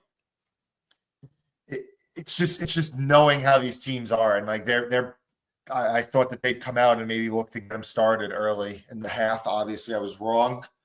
I'm sweating Dak pass yards. I need the under. Pause it. Where are you in the play clock? 8, 7. Pause it. All right, we're paused at 6. Okay. 6. All right. I'll pause at 6 too. I'm at 11, 10, 9, 8, 7. All right, I'm paused. Okay, and I'm at 11, 10, 9, 8, 7, 6. All right. I think they go to Brown here. We had Rob on for the. Hold on. Do you think or you hope? Because I've got like Devontae Smith stuff. I just I seen the formation where he was like the isolated receiver on that, and he was the first read. If you notice, they didn't pull the trigger. I've never seen it. Like 2 targets to receivers. I'm pretty sure they both went to Devontae. Has AJ Brown been targeted? Dotson's got a few. Yeah. But no, Brown has 0 targets. Yeah, and Devontae's got 2. I've never seen this, and it's working. I mean, listen, I'm just gonna say it, and I hope Eagle fans don't hate me like Lions fans hate Pizzola. You had the best roster in the league last year, but Jalen Hurts, like, there's nothing that this guy does for the Eagles that like Kyler Murray wouldn't do. We brought this up where he just doesn't. He's a solid player. Like, he's an average starting quarterback that's in the best scheme. We talked about this in the first half. You know my stance on Hurts. We talked about how you were like shocked he was in the top 10 of. I mean, but like you're getting like all the ring truthers now that are gonna say like, "Oh, you're an idiot." All the guy does is win, and it's just, in my opinion, did they just stop the tush push? Yeah, I don't think he got the full yard. One ref is running. That one ref from the near side is running in saying first down. Is there more infuriating of like one ref who's got it short and the other one's like way short? Now, obviously, I can't believe they gave it to him. Yeah, I was gonna say, do you go for this? Is Philly? They would have gone for it. They would have just done the tush push again. Yeah, that's what They'll pick up half a yard. There's just no way he's made it there. Yeah, I didn't think. I just don't know. I don't know if it's worth challenging. You know, there's no view. There's no view. Also, and you know what? Also, like, you don't want to challenge it and then just so they run it again. You know, do you like this Hitman right now? Dak 5+ rush yards plus 210. You think it's worth the? What does he have now? 3. Basically, one more scramble he needs. What does he have now? 3. Alex, do you have that? I'll check in a sec, but I wanted to give a shout out to Bung Magoo, who he has 3. Sent a message to Jason before the show. We had an official Bung Magoo play. It was Jalen Hurts rushing 45+ rushing yards tonight, which we did not. I guess I was supposed to give that out at the beginning of the thing, an official Bung Magoo play, and I did not. I'm pretty sure you hit that, no? Easily? So you forgot to. I gave out Zilbow's play as my own. You know He always gets a great line though. Like, I could only see 10.5, and he found the 9.5. The reason I don't like that, there's still a possibility of some kneel downs for Dallas that really obviously the Eagles are favored in live betting and everything, but it's just, you got to get the carry and you got to hope that Dallas isn't kneeling at the end of the game in a 4-point game with 11 minutes left. Like, Dallas likely has 2 drives left. I don't know. Maybe an Eagles touchdown here would change the arithmetic there. A nice little and like, also feels I'm like going to tell you pointless something when they get a too. stop on 2nd and 1. I'm going to tell you something too. Like, the Eagles are clock drainers in the 4th quarter. Like, there are not many plays for both teams once the 4th quarter comes in Philadelphia Eagles games. So I'd be just very skeptical of taking overs live. The live overs in the high 50s right now are not as comfortable as they were. Well, I'm talking about even just from like a player prop perspective too. Yeah, and even like a Hitman, I think we had 41 points at half, and there's guys who are holding like over 55s live, over 58s, and they're probably not as comfortable as they'd like. I don't have much. I don't have a big bet on this, but I have over 46.5 on this game, small bet. And it's like I wasn't even thinking about it. And now I'm like, oh shit. Like, yeah. Yep. It's not home yet. Did you notice Saquon Barkley? It's not just end of game he's being spelled. Will Shipley had some moments where he was getting some touches at. Yeah, I mean, there was a lot of talk about that coming into the year. Remember when I took Chase in our draft and I mentioned that, our Offensive Player of the Year draft? Mm-hmm. Do you think that will play a role on maybe future Saquon lines? It might not be as extreme as it was last year. Yeah, I mean, I kind of anticipated it coming into today that they weren't going to run him into the ground as much as they did last year. I didn't. Did you do any Saquon stuff today? Him. No, nothing. No, I have nothing with him. I'm just sitting here with a live bet on a receiver that has 0 targets. As they threw it to Devonta Smith again last play. I just wanted man, my angle in this game, Hitman, was the Cowboys corners are so aggressive. Philly's going to catch them on a couple deep balls, and they have not looked at anything deep at all. No. Yeah, I mean, other than the Dotson play, yeah. Yeah. Like you said, they are really milking the clock here this drive too. They are. Like the Lions, they're like all those like chunk plays Hurts are kind of going away. It's just they're chipping away. If you look at how many pass attempts Jalen Hurts had in the fourth quarter last year, like it's like not even believable how low it was. It was. Do you remember the Saints? If Breeze had that ball with like 7 minutes to go, you may not see the ball again. He was the master at milking it, and Philly Detroit does that too. They can milk a clock too when they want to. Yeah. Well, they're gonna probably start coming out throwing here. It's not dead for AJ. No. But what, 30 and a half? 30 and a half is dead. You know, it's funny that we had that long delay, and yet the second half clock is flying. It was a fast third quarter, and it's been a fast. Oh, yeah.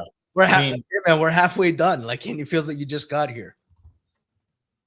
Yeah. I mean, this is Eagles games.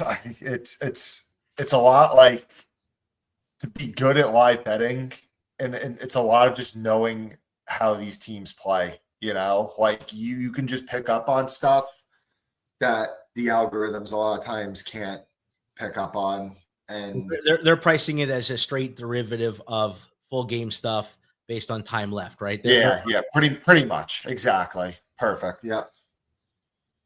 Of course, I'm saying that as I didn't have a play coming in here, but I mean, look at that, like 6.5 minutes are off the clock. You would have been the hero if you even with a bunch of blanket unders. The best call I ever had on this network is it was like in the fourth quarter or something, and I said something on like just one running back under and the other over, and I said I was like, because it was before a drive, and I was like, yeah, I'm handicapping that this running back's going to get this drive, and the starter won't get it. And everything, it played out perfectly, and it was like the last drive of the game or something. I'm pretty sure it was Bucky and Rashad White. It was Bucky and Rashad White, and you won both of them by like one or 1.5. No, I thought I lost both. Alex, I thought you. Oh yeah, you know what you did, but it was the perfect call because your guy actually did come in. It was hit, but it lost also on like there was some. I don't remember it exactly. There was like some stat correction where we thought we won, and then like a stat got corrected, and then it was something, or like I think what happened too is like Rashad White got it. He got stat corrected or something. Wasn't there an injury too? Then he got like hurt on the next Yeah, play. he got hurt. I think that's exactly what it was. And Irving came in because of that. And like you had the call perfectly, but he got hurt, and then that's just running bad. I mean, that's all that is. Yeah, that was a rough one. Oh fuck! All right. Well, so you're not going to be on for the Vikings game Monday. It's going to be just me and Rob. No, it's going to be Rob. Yeah, it's going to be Rob. I'm going to be. I know sweating that one out, and he's down on the Vikings this year. Yeah, of course, because he's an asshole. He just does it to just. I don't get why. Like the roster's better than last year. It's fantastic, and there's no way you can convince me that like, look, I like Darnold, whatever, he was fine, but like Darnold was just a product of the situation. There's no way you can convince me they're going to be like worse off with JJ. Yeah, I mean McCarthy. It's a little bit like the Hurts situation. Like if he's an average quarterback, he's going to look above average with the Vikings. Mm-hmm. You know, if he's below average, he's going to look average. Yeah, with the Vikings. I think like McCarthy is. Everything I've seen with him is like he seems like he's got such a good head on his shoulders, and like his work ethic is just off the charts. And I mean, if he's got that coupled up with like the weapons he has plus KOC, like he'll be fine. Yeah, I mean, I'm honestly like I'm indifferent on him as like a talent and everything, but I just think they're better than last year. To be honest, that doesn't mean they're gonna have the record they had last year and they're gonna be as good as they were. Games, but yeah. I forgot you're both Vikings fans. Yeah. Long suffering. You know what that's like, though. Goddard, man, that guy's got a lot of targets. How are you ahead of us again now? Yeah, now you're ahead of us, George. What the heck? How did that just happen? I think every time I go to the bathroom, something happens. 1 second. Yeah, you're ahead of us now. I am at 8 minutes. Yeah, same. How did you? So now you just back? You just changed the channel. 7:55. No. I read something on Twitter. Something sketchy's going on there, man. I don't even want to know. I read something on Twitter. Source of income unknown. Source of feed unknown. I don't know, man. What's going on here? What's he doing in the bathroom? Four times. They're gonna snap this, right? No, no way. No. All right. Oh, man, those Eagles live not looking good. At least we got an interesting game. Could you imagine this was a blowout and we had the delay and there's just like nothing interesting about the end of it? There's no way we could have sat there through the whole delay. I mean, we could have. We 100% could have, but like, what good is that serving? If Geoff wasn't like super baked, maybe we could have pulled it off.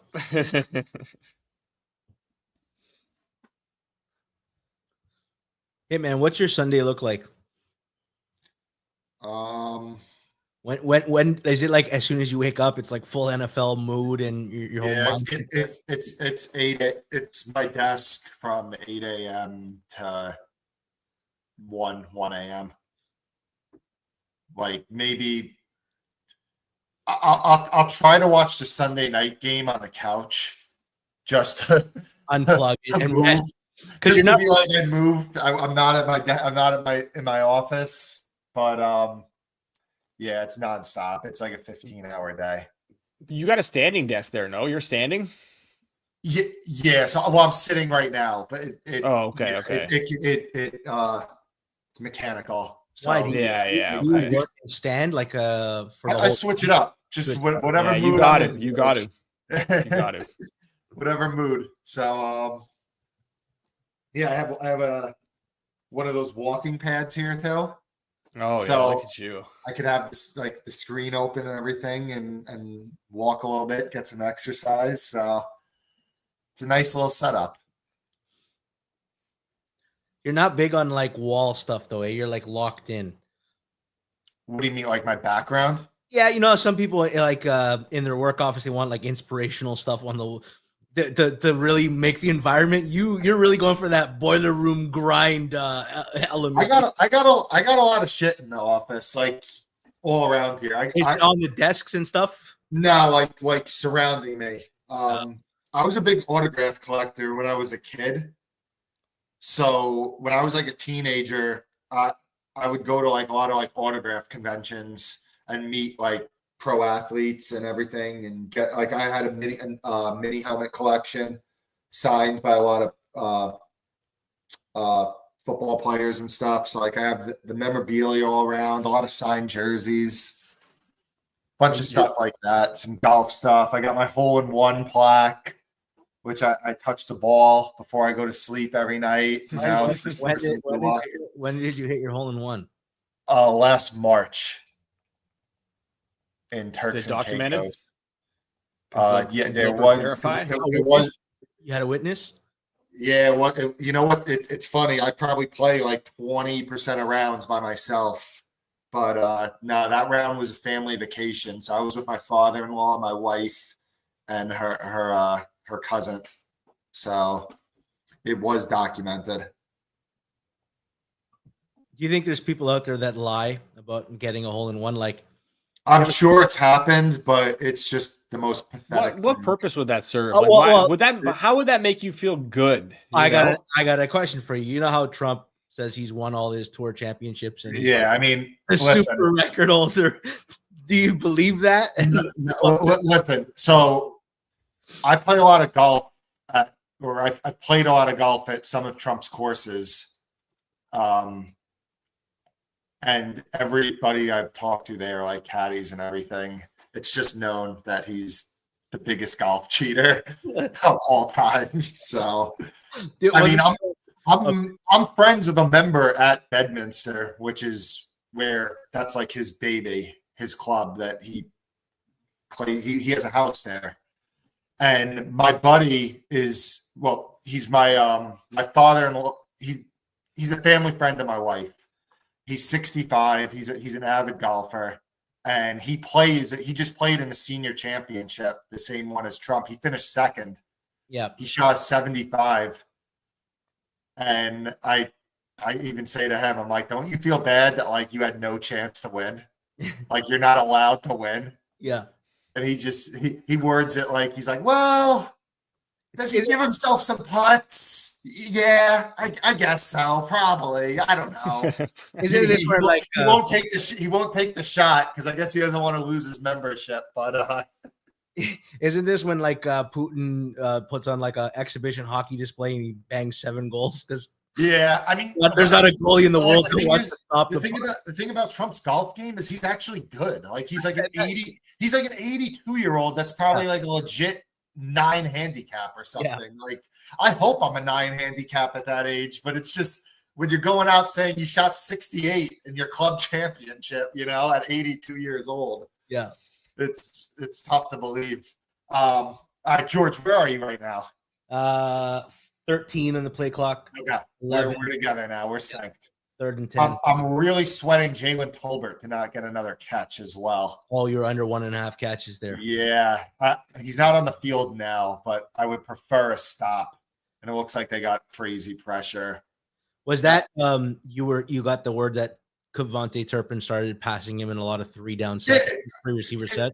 It's not like I didn't like when you say got the word, like I didn't have information. No, it was out there.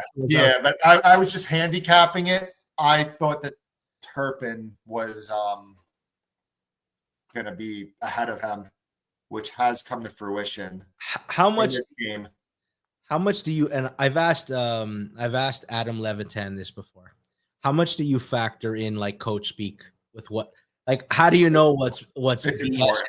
It's important. You know what he says is when he's asked about a player and he speaks glowingly, it doesn't say much. But when he voluntarily mentions a player without being asked about it, there's some signal there. 100% true. I hate to give away too much on like what I specifically look for, but I would agree with that. Like if they ask a coach about a guy, like what the fuck is he gonna say?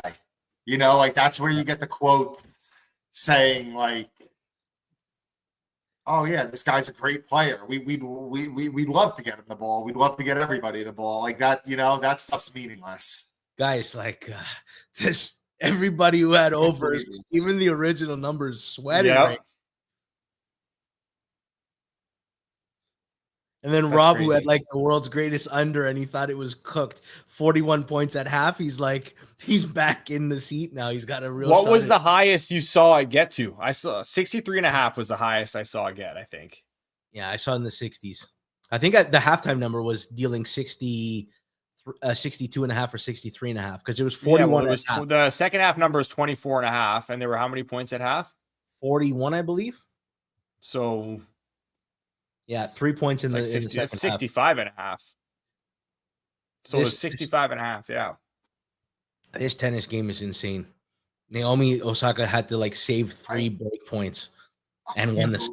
Won the game. Wow. Unreal. I mean, it's a small bet, but I cannot believe that this game's gonna go under.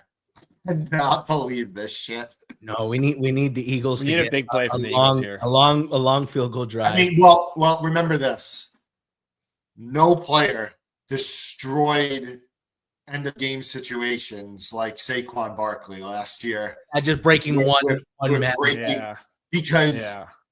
in these like 4 or 5 minute situations, that's when you're putting like 8, 9 guys in the box. So like if you get to the second level in those situations, it's over, you know? Yeah. So it does make sense why. Oh yeah, all the 3rd and 2s, everyone's playing at the line. It's you break that level quickly, and you're a lot of the quarterback runs is the same thing, right? Just getting through that.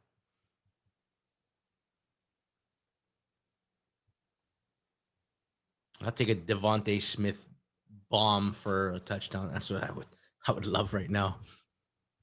There's no chance. I can't believe AJ Brown has no targets. This is unheard of. That is crazy. I guess Pizzola bet something live. He Yeah, said well, if he said AJ he Brown was- doesn't make a guess we today, bet when he was on at halftime, he bet AJ Brown to have a catch on the first Eagles drive that's coming a out of the half, and he very said he big was bet. gonna martingale it for the entire second half. I actually, you see my handicap now. Like obviously, I bet the full game, or I bet the rest of the half is receiving yards because like the liquidity on that market just isn't a ton. But like that was I would have bet. What were the odds on it? It was plus 135 for him to have a catch on the first drive coming out of the half. Yeah. I mean, usually I'll say that those one-way markets are just so shitty, you know, but I probably was decent. his monster underplay is looking so good right now. Like, does anybody think with one or two first downs, Philly's not going to drain this entire clock? No, at this point they needed a big play in that. Unless they get a bigger play here on third, 20 yards down the field. On there, that we're making progress. Hitman saying he Help will. Pizzola, you know, I'm happy that he's listening. I'm not going to do it. I'm going to put out a warning shot to Pizzola. I'm not going to do it on Monday Night Football during the Vikings game because I want to sweat that game. I have a bet on the Vikings. I have a lot of futures, Vikings over, Bears under. I don't want to deal with it. The next Monday game, I'm going to roast his entire. He might never be the same after I roast him after the next Monday game, week 2. That's my warning shot. He's coming in as a hostile guest. Third down stop. Still no AJ Brown to speak of. It's gonna Dallas winning this game would be like, wow, the week 1 of week 1s knock out so many survivors. Pizzola is not afraid of your warnings, Hitman.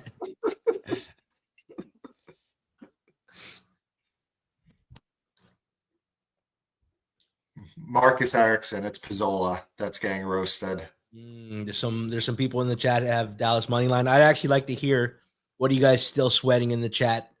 Let us know. You know what we're sweating over here. I'd love a turnover right now. Can Dak go over 250 passing yards? How many does he have now? It's a good question. That's what I'm sweating. He's got 161. 161. So he And what are they at? cannot. 20? No, that looked Yeah, like something around there. I don't know where it went out of bounds, but it looked like the 16, 17. I mean, he can, especially with like a touchdown Well, drive, and then an Eagles. I've lost bets on like the last drive. I'll have like 85 yards to spare, and the quarterback will have to go 80. So you think you're good, and then there's a 10-yard penalty at some point. So then they throw for 90 yards on the drive. You also got to worry about the like Cowboys quick touchdown, Eagles field goal, and overtime. We got people on Philly in the Survivor. Teaser legs are about to get busted if this Dallas comeback drive happens.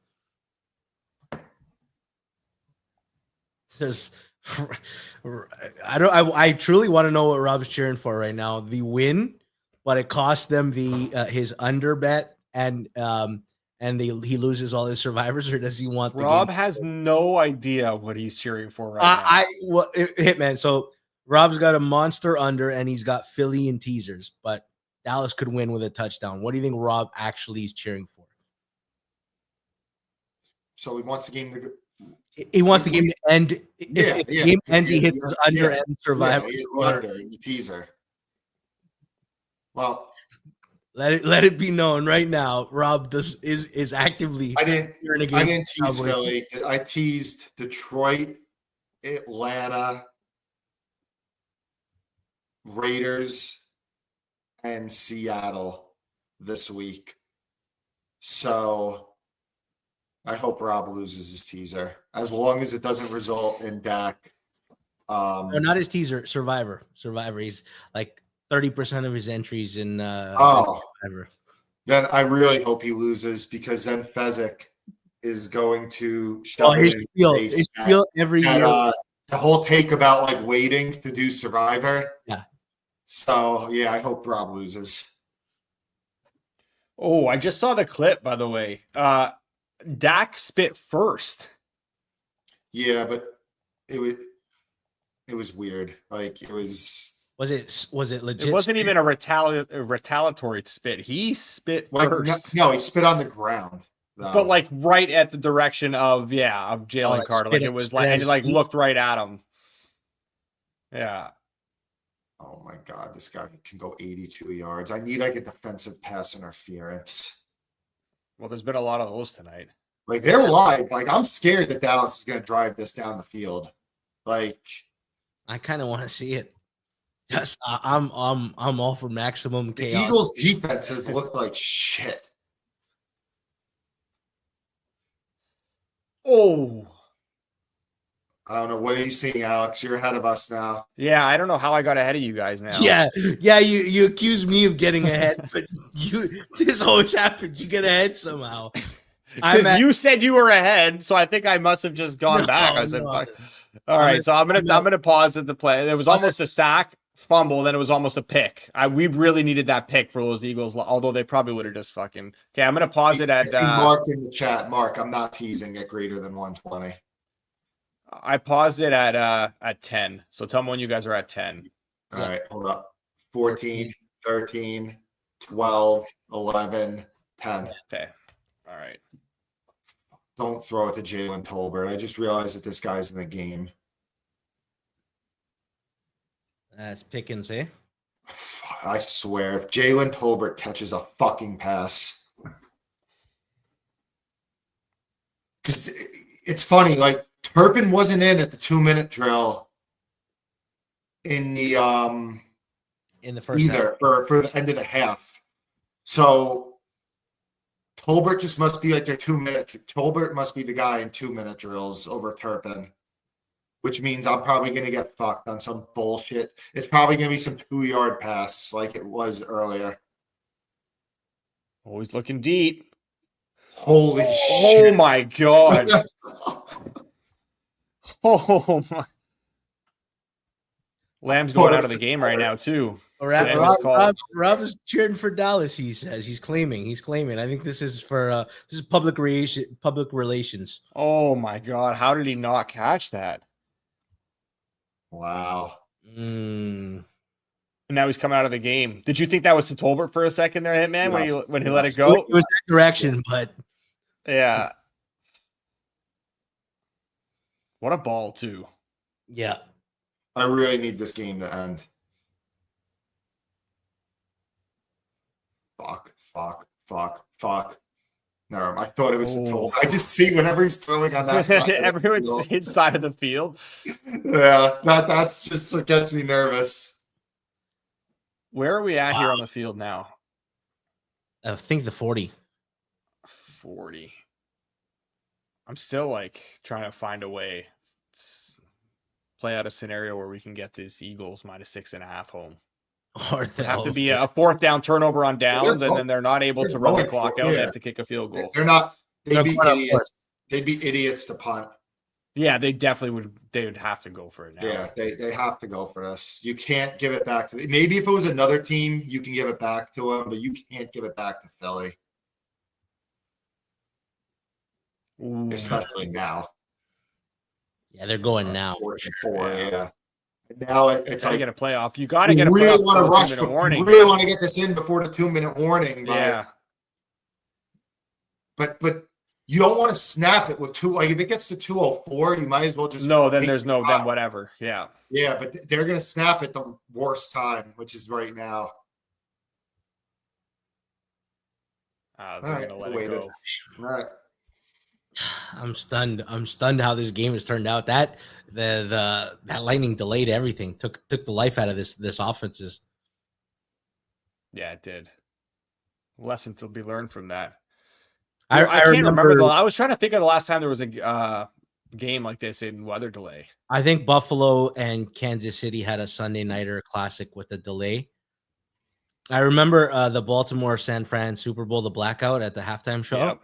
Yeah, I had Baltimore, and I was like, you know, when you let yourself, like, I'm at a Super Bowl party. I'm a few in, and I started to let myself relax, like, oh, it's already home, and then I'm like, I'm in the bag, and I'm watching this comeback from the 49ers after the second half happened in real time, and I'm just like, the worst feeling swallow me into the ground at this moment.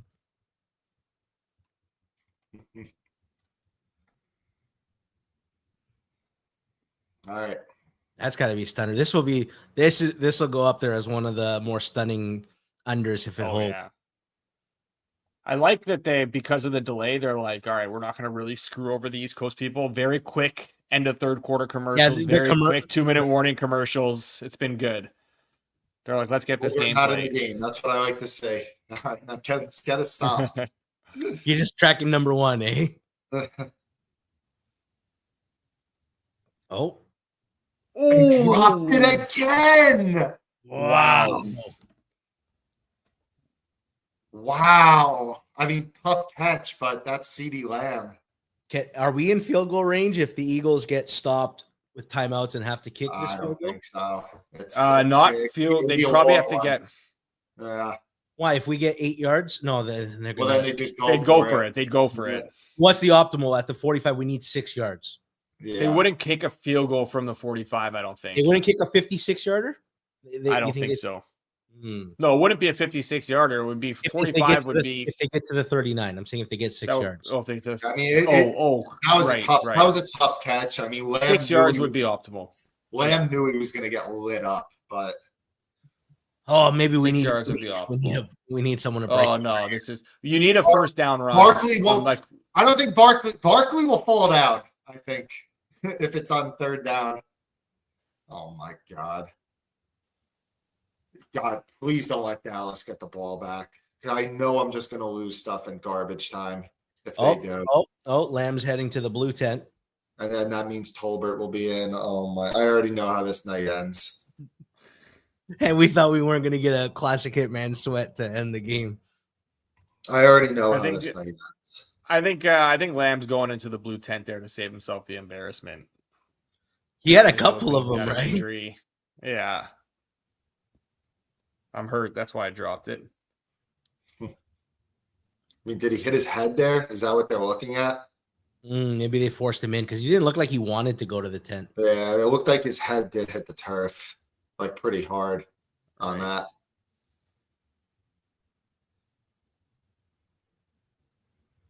Can't believe how good Dallas' run defense has played today. Something happened because Pizzola comment in the chat. It was AJ Brown. Okay, I thought it was like a turnover, and I was like, "Holy fuck! Don't do this to me right now, man." I'm gonna hide the chat. Martin, Rob had 3 million on this by the end of the game. Well, I mean, Rob, if you bet Brown to get a catch on that drive, like I don't care what the odds are. What are you doing?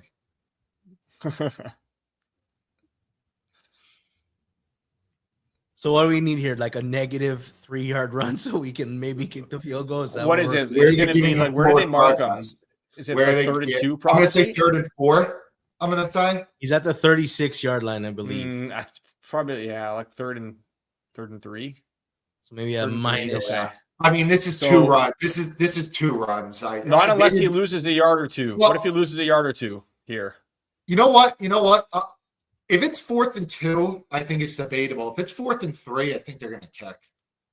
Or 4th and give us a no gain or a loss of a yard or 2 here. That would be. No, just get the first down and end this game.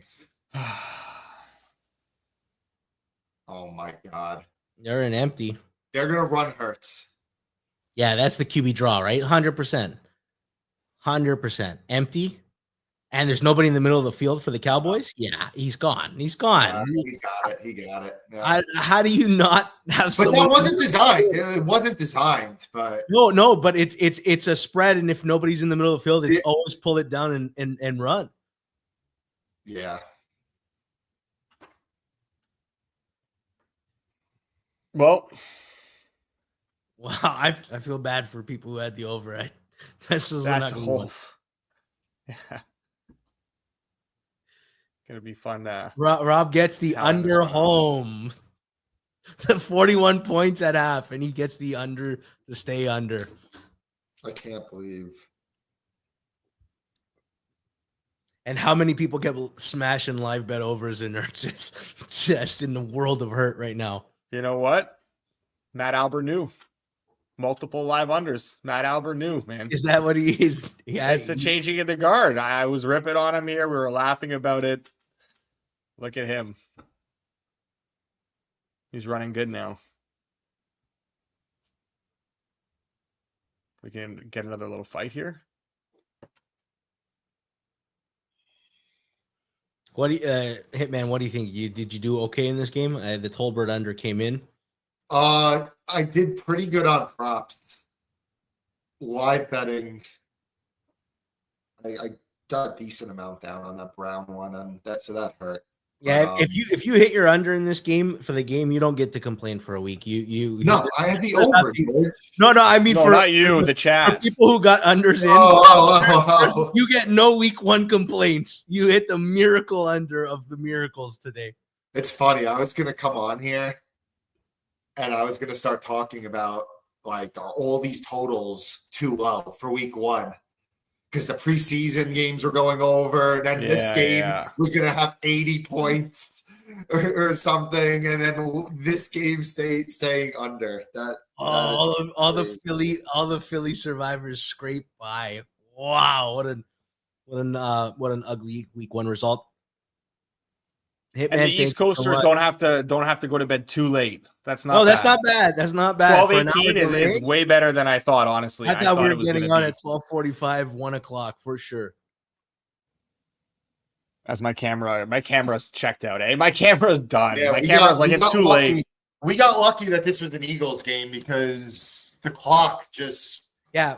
We made you wait to get on. It was 50 minutes from the 4-minute mark in the 3rd quarter. Like we came back at 11:30. Yeah, we came back 11:30 and we finished the game already at 12:20.